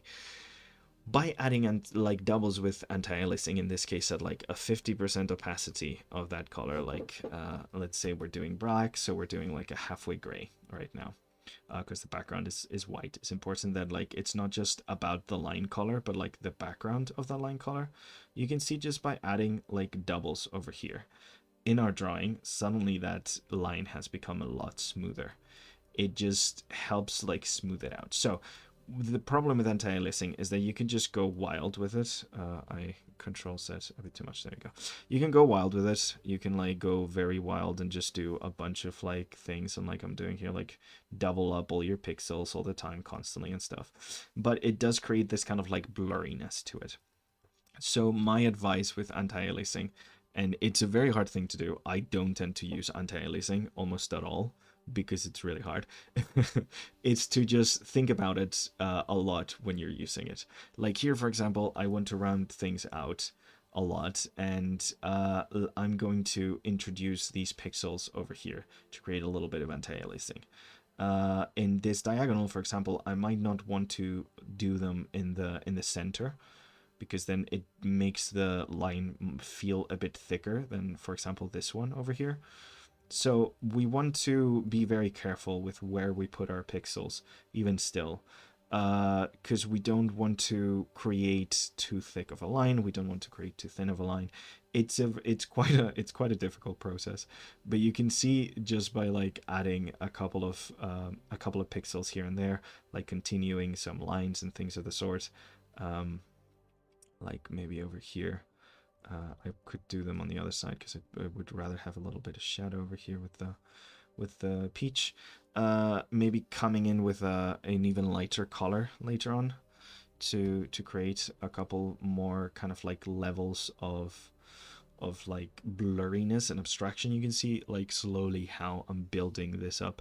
It is more a vibe than a rules, like a hard rule set anti-aliasing, which is why I don't use it a lot, because it's kind of hard to do well. Very, very talented pixel artists do this incredibly well. I'm not a very, very talented pixel artist, so I don't use it very often, but you can see how, just like to show you guys what essentially it's about, how using these like kind of lighter pixels over here and there, we are essentially blurring out this picture of a peach, this very peachy peach, and we're like creating like a more round, like a way rounder kind of like vibe for the whole thing. I don't know what I'm doing. Oh, was I working on the wrong layer? Yeah, I was working on the wrong layer.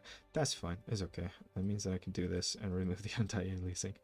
But yeah, you can see how like just by creating those mid-tone points of pixels and doing these kind of like doubles, we are softening a lot of the rounder shapes. This works really well with round shapes because it softens them a lot.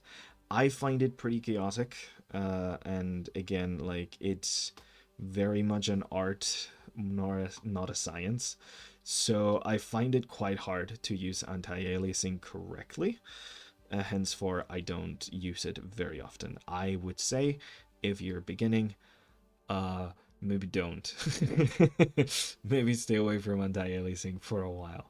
Once you get better, then that's a thing that you can definitely put a lot more like emphasis into. But yes.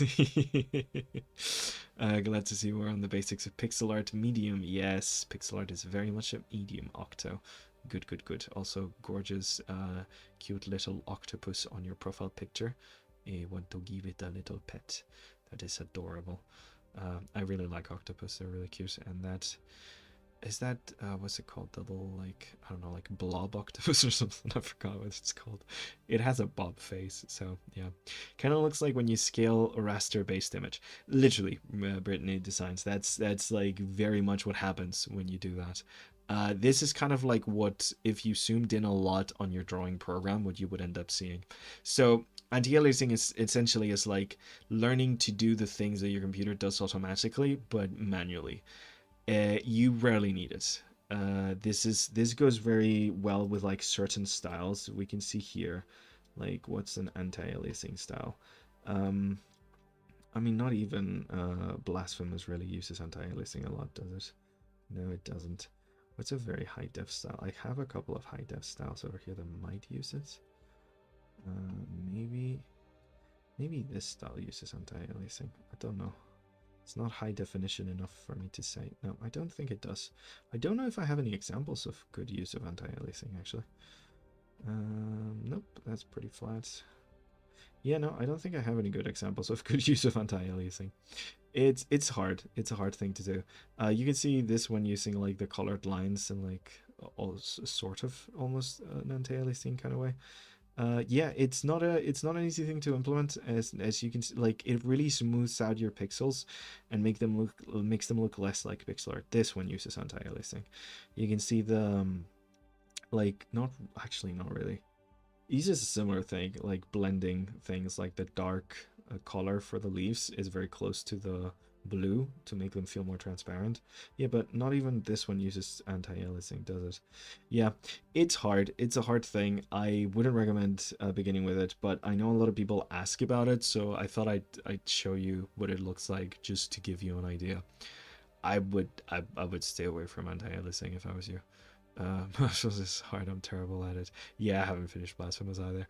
I really love hard games, and I'm so bad at games. I haven't finished Silk Song. I'm on Act 2 of Silk Song though. I've gotten pretty far in Act 2 of Silk Song, but yeah, no, I'm not very good at hard games. I love them though for some reason. Yeah, it looks blurry. And good for a background, I guess. Yeah, sort of. I mean, it's like, again, like, I stay away from it. It's this very specific, like, it ends up looking in a very, like, with a very specific style it ends up working with. I'm not a big fan. I don't like doing anti-aliasing, and I find it so hard to get right. Maybe this one's use anti-aliasing. No, they do not. Cool. Yeah, no, I don't have a single example of anti-aliasing. I really prepared very well. Do you find yourself fusing double A frequently when designing pixel art, or just not very popular? I don't know what fusing double A means. Fusing AA? Using AA. I don't know. Alcoholic Anonymous? Or AAA double A batteries? Shoshif, you're gonna have to rephrase that, because I do not understand what you mean. Oh, anti-aliasing. Gosh, I'm a dum. No, I do not. I do not find myself using anti-aliasing a lot. Shoshif. I do rarely do, if ever. At most, I kind of use the idea of like merging and using a transitional color, but not really anti-aliasing, no. Hello, where to start choosing colors and how many colors when you start drawing something. Okay, so we did a thing on colors over here. You want, like, if you're creating your own palette, which I do not recommend you do, you want light, medium, dark at most of every hue. But the best thing you could do is use a limited palette, and the more limited the more interesting your art is going to look. So yes, you can find preloaded palettes in programs like Aseprite, which is what I'm using. There's also specific like palettes that you can download. Gosh, I forgot the website. There's a specific website where they just upload palettes that you can add to your me like AA Artist Alley. Yeah, no, I struggle with the AA thing. I'm sorry, Shoshif. But yeah, no, Monozune tilted. So Monozune tilted. Essentially, the best thing I recommend is use a pre-made palette, as limited as possible. The less colors, the better. Your pixel art is going to look at the beginning, and the quicker and faster you're going to learn. And also, try and find some online. Gosh, I forgot the name. There's a specific website. I should have written down the names of all the things. I prepared so well for these streams. Gosh darn it. Okay, there's a specific website where you can find a bunch of wonderful like color palettes. It's specifically for pixel art, and they do come normally with like examples of like someone does like a pixel art to showcase like, hey, this is what it could look like in the end. So it's pretty good. I suggest the more restrictive the better. I find that the more restrictive something is palette wise, the more fun I have with it. So yes, okay, so we're very quickly going to talk about texture. We did a little bit of shading, we jumped into anti-aliasing. We're going to talk a little bit about texture, and we're going to try to create a couple of textures. How are we on time? Okay, we're getting there. We're fine. We're getting there. Yes, so I'm going to try to speed through this a little bit. But essentially, we're going to try and create a little bit of texture and see, like talk about how, like, we were talking about lighting before, and how you can add, like, combine those things. Like with lighting, you can also help lighting define a little bit of what your textures are going to look like. You're using Sprite right now. Whenever I receive some donations on my project, I can use to buy Aseprite immediately. Thank you so much for the help. No worries. I suggest you add Aseprite on your Steam account, because anytime there's a discount, it alerts you. Yes. You can find palettes there by amount of numbers. Low spec. Thank you, Kevin. Oh my god, what would I do without Kevin here? Everyone, another round of applause to Kevin. Thank you so much for being here. Gosh, man, I couldn't do anything without him. Again, just a reminder to everyone, the structure of today is courtesy of Kevin. I'm just here drawing and talking about it and discussing it, but honestly, the real MVP here for this whole stream is Kevin. So big round of applause. I'm really glad he gets to be here to babysit me. So okay, let's we're gonna try to use this idea of like color and stuff to try to add a couple of textures. You're late. What's happening? We're doing pixel art. We're learning the basics of pixel art, and everyone's congratulating Kevin, because without Kevin, there would be no stream. There would be no life. Kevin is the light of the world. He created everything that you can see before you. Yes. Oh my god. But yes. So yeah, we're just doing a bunch of drawing. So essentially, what we're going to do is we're going to try to apply some of the stuff that we've learned and create a couple of textures to give us a couple of ideas. I'm going to try to keep it to the same color, but I'm just going to create like a little wooden texture over here, just by like creating a couple of planks, essentially. Yeah, a little bit of wooden planks over here. Just by doing a little bit of this and that, do a little of like wooden planks. Fantastic. Let's give a little bit of an outline here. Let's do a little like outline box like we did before. Take you to the purples. Purple is such a good color to shade red with. Yeah, so like a little bit of a wooden box. Maybe we indent this a little bit to make it feel a bit more like a wooden crate. I don't know if this looks too wooden, actually. Let's create a couple of like more mid-tones in here, I think. Yeah, I think I'm gonna go with a little bit of more subtle for the texture. I'm just going to do like a couple of planks over here, and then I'm going to go a little bit more subtle for the texture. Well, first of all, I might create a highlight here on the edge. That always looks pretty nice when there's like a little bit of a bright highlight on the edge. Maybe not so bright. Maybe we go a bit more subtle with it. Let's take you a bit closer to saturation. Thank you, sir. Maybe something like that. It's a bit too bright for wood. Maybe something like that. Okay, that's nice. That's nicer. That looks more wooden. And I think this one's a bit too high now that we've done the highlights. There you go. So that feels a bit like wooden planks. We can add the little like wooden slot thing that like a lot of wooden planks have. It's not really a slot. It's like the place where like they're like what's it called? Like a nail. A nail, like when the nail gets hammered in, like it tends to look a little bit like that. We could do that, and just very simply like that, we've made pretty like clean looking wooden planks. If we wanted to mess them up a bit more and make it a little bit of a messier kind of like look, then we would go a bit more subtle with it, with the shading, and then maybe create like little bits of like shading like this to give it a little bit more of that wooden kind of strut feel, and maybe do the same here, create just like a bit more of a subtle version of this color to create a little bit of wooden struts going up and down kind of thing. There you go, going back and forth. Let's create a little bit of this and a little bit of that. There you go. So that looks pretty wooden. Now it looks a bit more rotten, you can see. Let's take away some of the highlight as well, especially over here. We take away some of that highlight. We're making it look a bit more rotten. So yeah, you can see how pretty easily we kind of like created some pretty rotted wood over there.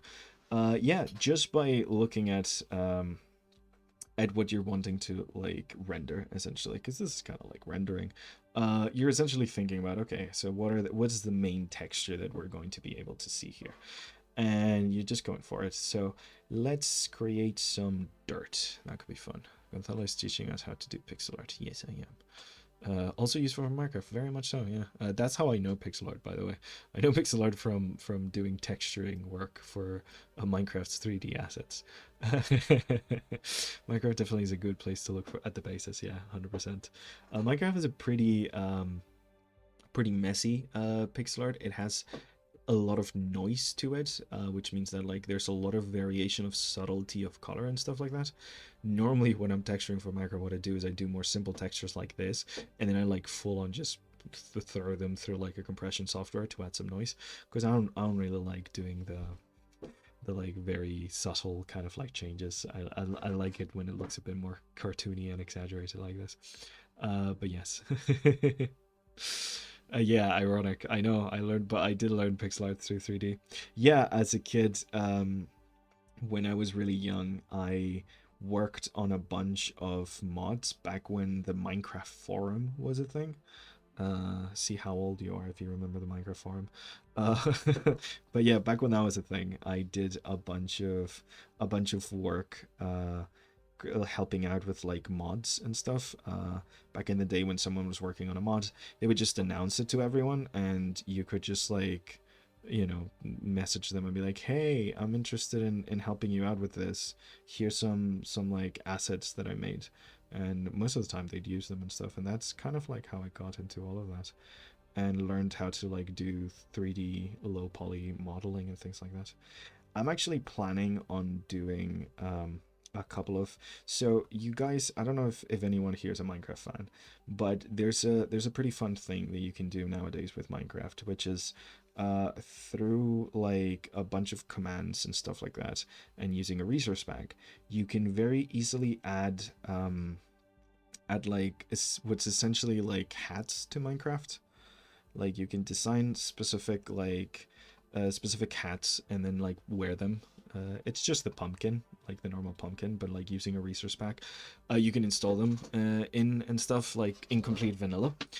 pretty fun stuff. You might have seen, if you're a big fan of like Minecraft YouTube, you might have seen a lot of like Hermitcraft and similar creators use that kind of thing.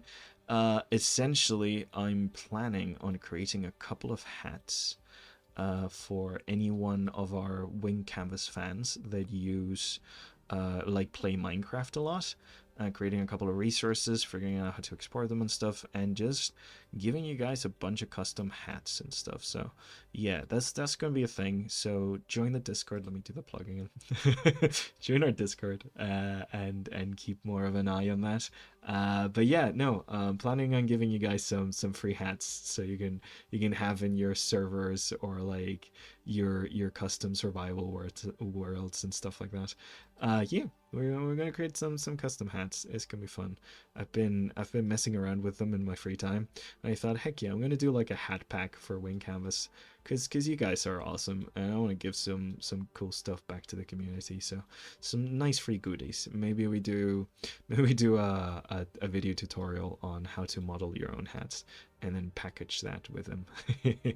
But yes, join our Discord to keep up to with all these things that might be coming soon, possibly. Ho ho ho.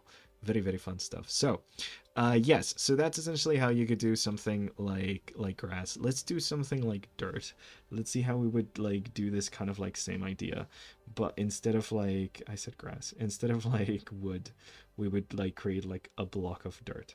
So the first thing I want to do is like change the shape a little bit. So this feels very like very like what's the word, like clean. Like I wouldn't find like I wouldn't expect finding like a full-on square of dirt. So what I'm gonna do is like I'm gonna nibble at the edges a little bit with a couple of shapes over here and just like expand them a little bit over here and there. Do something like this and just push it a little bit more so you can see what like we can create when we like push this a bit outside. Let's round these out. See, I'm doing the doubles, guys. But yeah, we could see how like we could create a bunch of stuff like this, and just by doing a little bit of this and that, we can give it that nice little texture. Even create a couple of dots over here. There we go. Yeah, amazing. I think that's pretty good. So yeah, we're gonna let me just I'm gonna close that off a bit. I don't want it to be that. Let's play it out. Yeah, that's better. Okay, so we got a little bit of dirt. Didn't even have to do much here. I could add more highlights if I want to, and more shadows and stuff. Like we can. There's like nothing stopping us from like defining the layers of dirt a bit more over here. Like we could create like darker shadows and separate these like chunks a bit more like this, but like you don't really need to. Like it's just boom, dirt. You guys see how like this is what's really satisfying to me about pixel art. It's like we barely did a thing there, and look at the amount, like the difference that it made. Like yeah, let's like put like a couple of like little like rounder shapes like over here and stuff like that. Yeah, that's dirt. That's dirt right there. Let's use this more subtle kind of color over here. Bloop, bloop, bloop. Yeah, there you go. So that's dirt. You can see, guys, it's super simple. It's the magic of pixel art. We're just creating a couple of subtle shapes to suggest light and shadow, and boom, you got texture. It's fantastic. Is this OSTF2 with the hats lol? Yeah, exactly. You can never have enough hats. No, hats are great. This looks like Minecraft. Thank you very much, Adventurila Lumanu. Luimanu. I'm bad at reading long names, guys. I wish usernames had spacings on them. Hi, Exo Gaming. See, the capital in gaming really helped there. Everything is actually Minecraft. That bird outside your window, Minecraft. Can I do a rock? Yes. Dirt is going to fall. Yeah, the dirt is actively falling right now. Yeah, dirt is like, wait, dirt is like actively falling on top of the block below it. So yes, so let's do some rocks. Let's do some like stone. So we can do some brick. Oh, let's do some brick. Brick is fun. So again, I'm just gonna create a little bit of an outline because you can see how powerful outlines can be for this stuff. And using the exact same colors, we're just gonna give it a whole different shape. So let's create some bricks. I'm gonna make fairly large bricks, I think. So they're gonna be like this, kind of like very, very straight, very subtle. And then we could do like, actually, let's do the bricks here because they're gonna, nah, fuck it. Let's do the, fudge it, let's do the bricks here. So yeah, fairly standard looking bricks. And then we can rough them up a bit if we want to. Is the fun thing. Oops. Spoilers. This is the fun thing about texturing, essentially. Like, we can create a lot of things very, very quickly. So, because this is a lighter side, we just use this one over there. Yeah, we could call it there. That could be bricks. That's a whole brick block. Yeah, like, we could call it there. But let's say we want to round out these bricks. Let's say we want to create bricks that are a bit more worn and like older and stuff.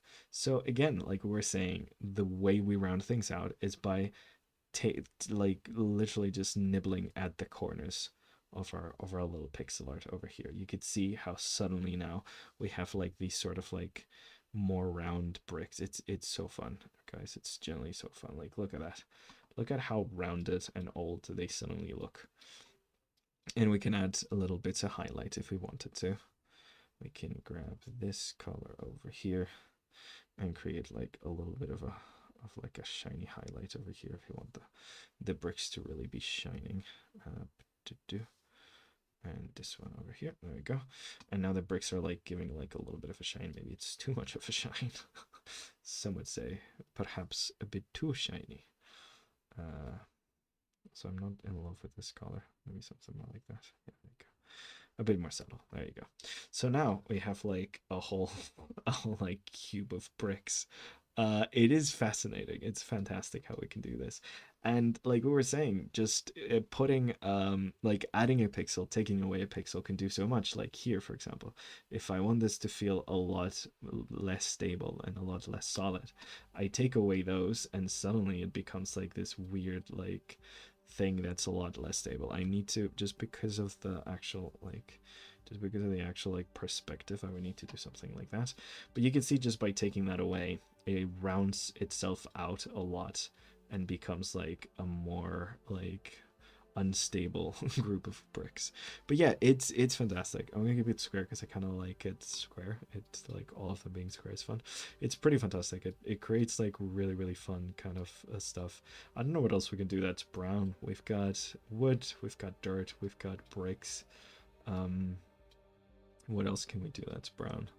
I had an idea, like I had a plan for these. I put 4 because I had an idea for 4, and now I can't remember what I was gonna do. We had planks, we have stone, we have dirt, mud. I mean, we could do mud. It's gonna be pretty similar to dirt. Gosh, I swear I thought of a third, my fourth brown thing that I was gonna do. I can't think of it anymore. Let's do some terracotta, I guess. I don't know. Some clay, like hardened clay. Let's do some terracotta. Like a vase. Let's make a vase. Actually, yeah, let's actually make like full on make like a pot. Why not? I'm gonna make it smaller. Take away the tips over here to round it out. There we go. This is gonna be your pot. We want a hole at the center of our pot. Let's move it down one so it could have a more interesting looking hole. Bloop. I'm gonna make a full-on pot, and then we're gonna round out the outside as well. Boop, boop, boop, boop, boop. There you go. So we're gonna have a pot. Yeah, that looks kind of like a pot, sort of. You can see how it's more of a vibe than an exact science sometimes. Yeah, okay, cool. Let's do a pot. Is this texture full on just like modeling something? I don't know. It's not important, guys. It's not important. But yeah, let's do a full-on pot. Because it's a pot, it's gonna have a little bit of shine over here. Again, remember when we're like highlighting,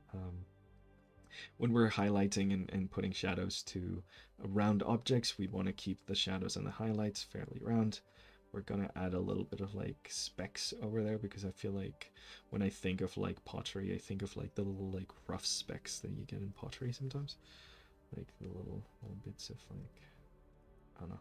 You can add a crack, so add a little bit of crack. And yeah, and let's take the darker line to like everything over here that isn't being highlighted. Maybe we keep it over there, and then here to the side, and let's keep the whole like that. Fantastic. We can do a little bit of this to make the whole thing darker. Yeah, some of that. Maybe darken the sides like that. We have a darker color over here. We can use it over here to find that little bit of a shadow that appears there.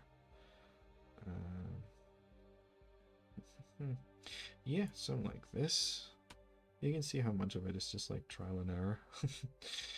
Okay, I want the darker color over here, and I want the lighter color over here. Yeah, amazing. Okay, so I'm gonna use that as like a little bit of a shadow there.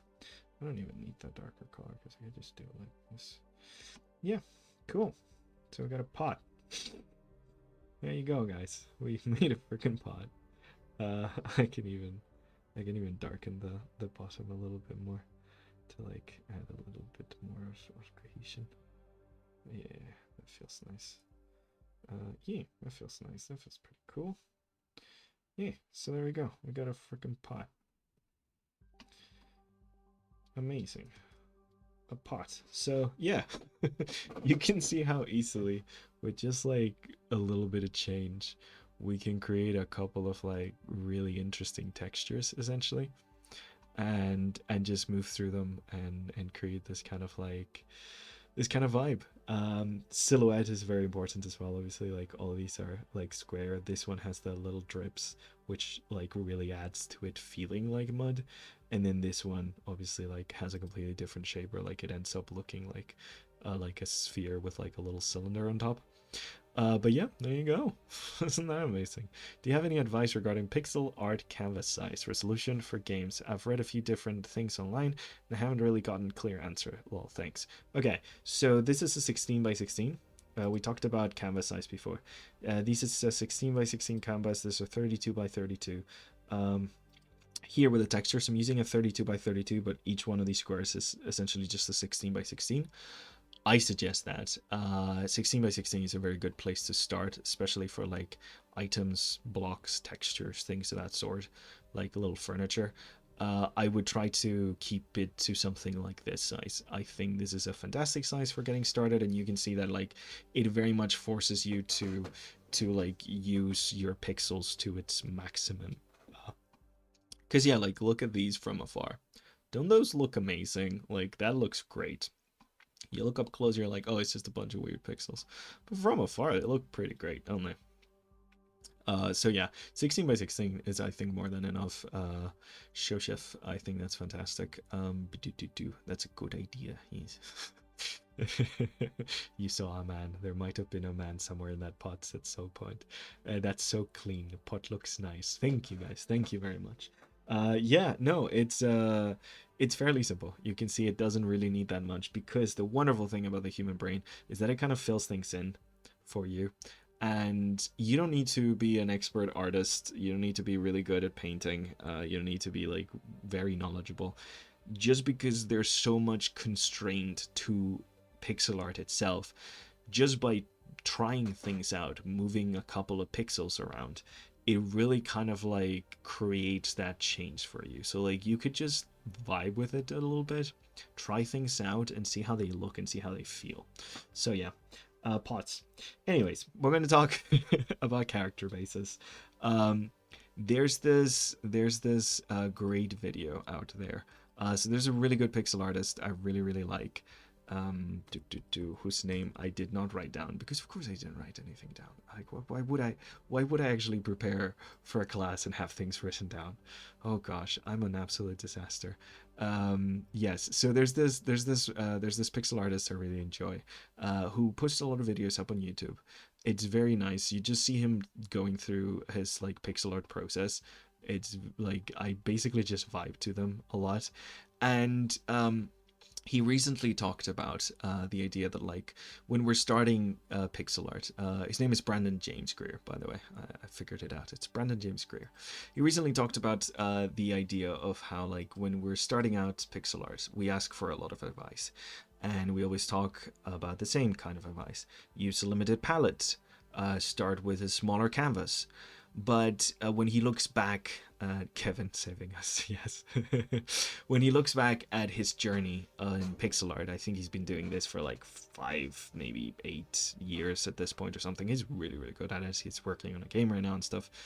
If you vibe with pixel art and you just want to watch him like draw some really cool stuff, 100% recommend. And yes, this is very much Mega Man, guys. You nailed it. But he talks about how when he started, the way that he actually started doing it, the way that he actually started making like pixel art, was by duplicating like existing character bases. In his case, it was Mega Man. His first pixel art was he took the style of Mega Man and he drew the Hulk, essentially using this as a guideline for size and proportion and the look of the eyes and stuff like that. And he's got a recent video where he does it again, I think with a cast of probably not Mortal Kombat, Street Fighter, I think, Street Fighter. And you can see how it's a really good way to get started. There was a trend back when I was in school where like people would dress up like penguins, like they would draw like penguins, like just a penguin in like different outfits of different pop culture things, and it was like really popular. And essentially this is kind of like what you'd be kind of doing. Someone saying, watching South Africa, it's almost my bedtime, but I don't want to sleep without the live ending. Don't worry. Don't worry. It's recorded, so you can watch it. Also, I might go a bit over time because like pretty much the live has ended right now, and I might go a little bit over time right now because I just want to explain bases for you guys before we leave. But yeah, they get posted afterwards, so you can recap it. But essentially, bases are a really good place for you to start. Take something like Mega Man, grab one of your characters and try to draw them, or like a fan character you like, someone from a movie, someone from a different video game, and try to draw them in that same style.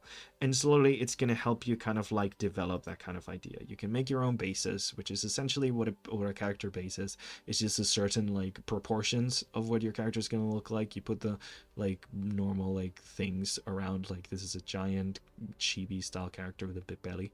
His bellies are cute, I guess. I don't know. I just made this one before we started. And like, yeah, like you can see, this is a challenge that was going around where like people were trying to remake the original Princess Peach sprite with the same size and the same color. Took part in it. It was very fun. I really liked how it turned out. But even with something like that, you can take a base out of it. Like, where's my... there we go. That's the layer. There you go. You can find a base within something like this and figure out like that skeleton shape and like experiment throughout. Again, pixel art is so much about putting a pixel and seeing if you like it, removing that pixel.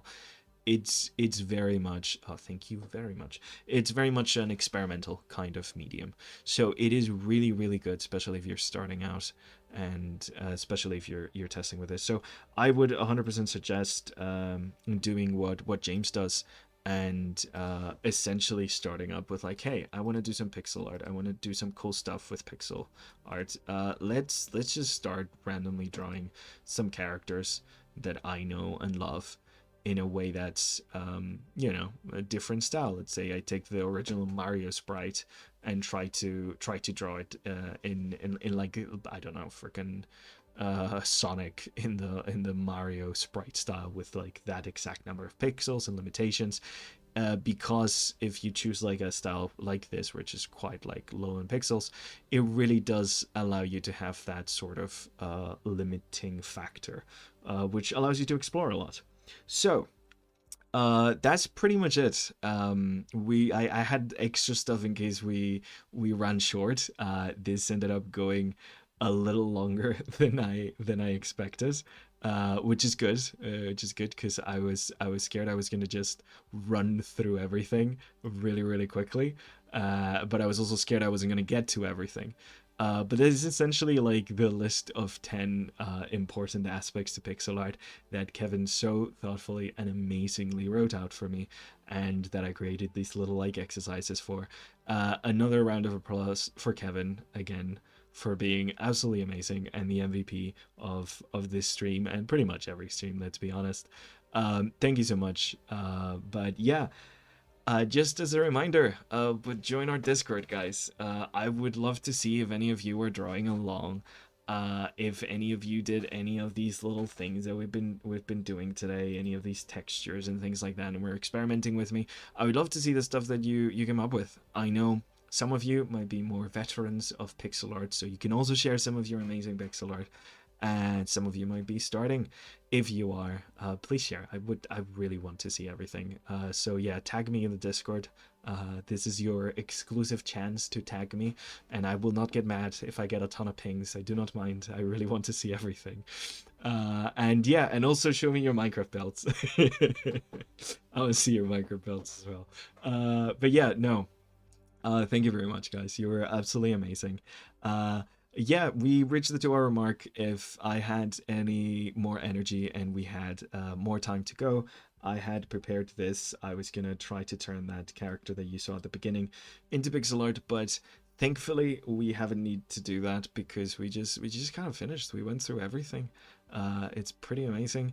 But yeah, no, maybe stick around, join the Discord. Maybe if I have some extra time one day, I will do like a pixel art version of her. You could see I already had a little bit of a like body planned out and stuff. So yeah, I do this sometimes to kind of like gauge an idea of like the canvas size, because yeah, it's important to know the canvas size. We know now how important it is.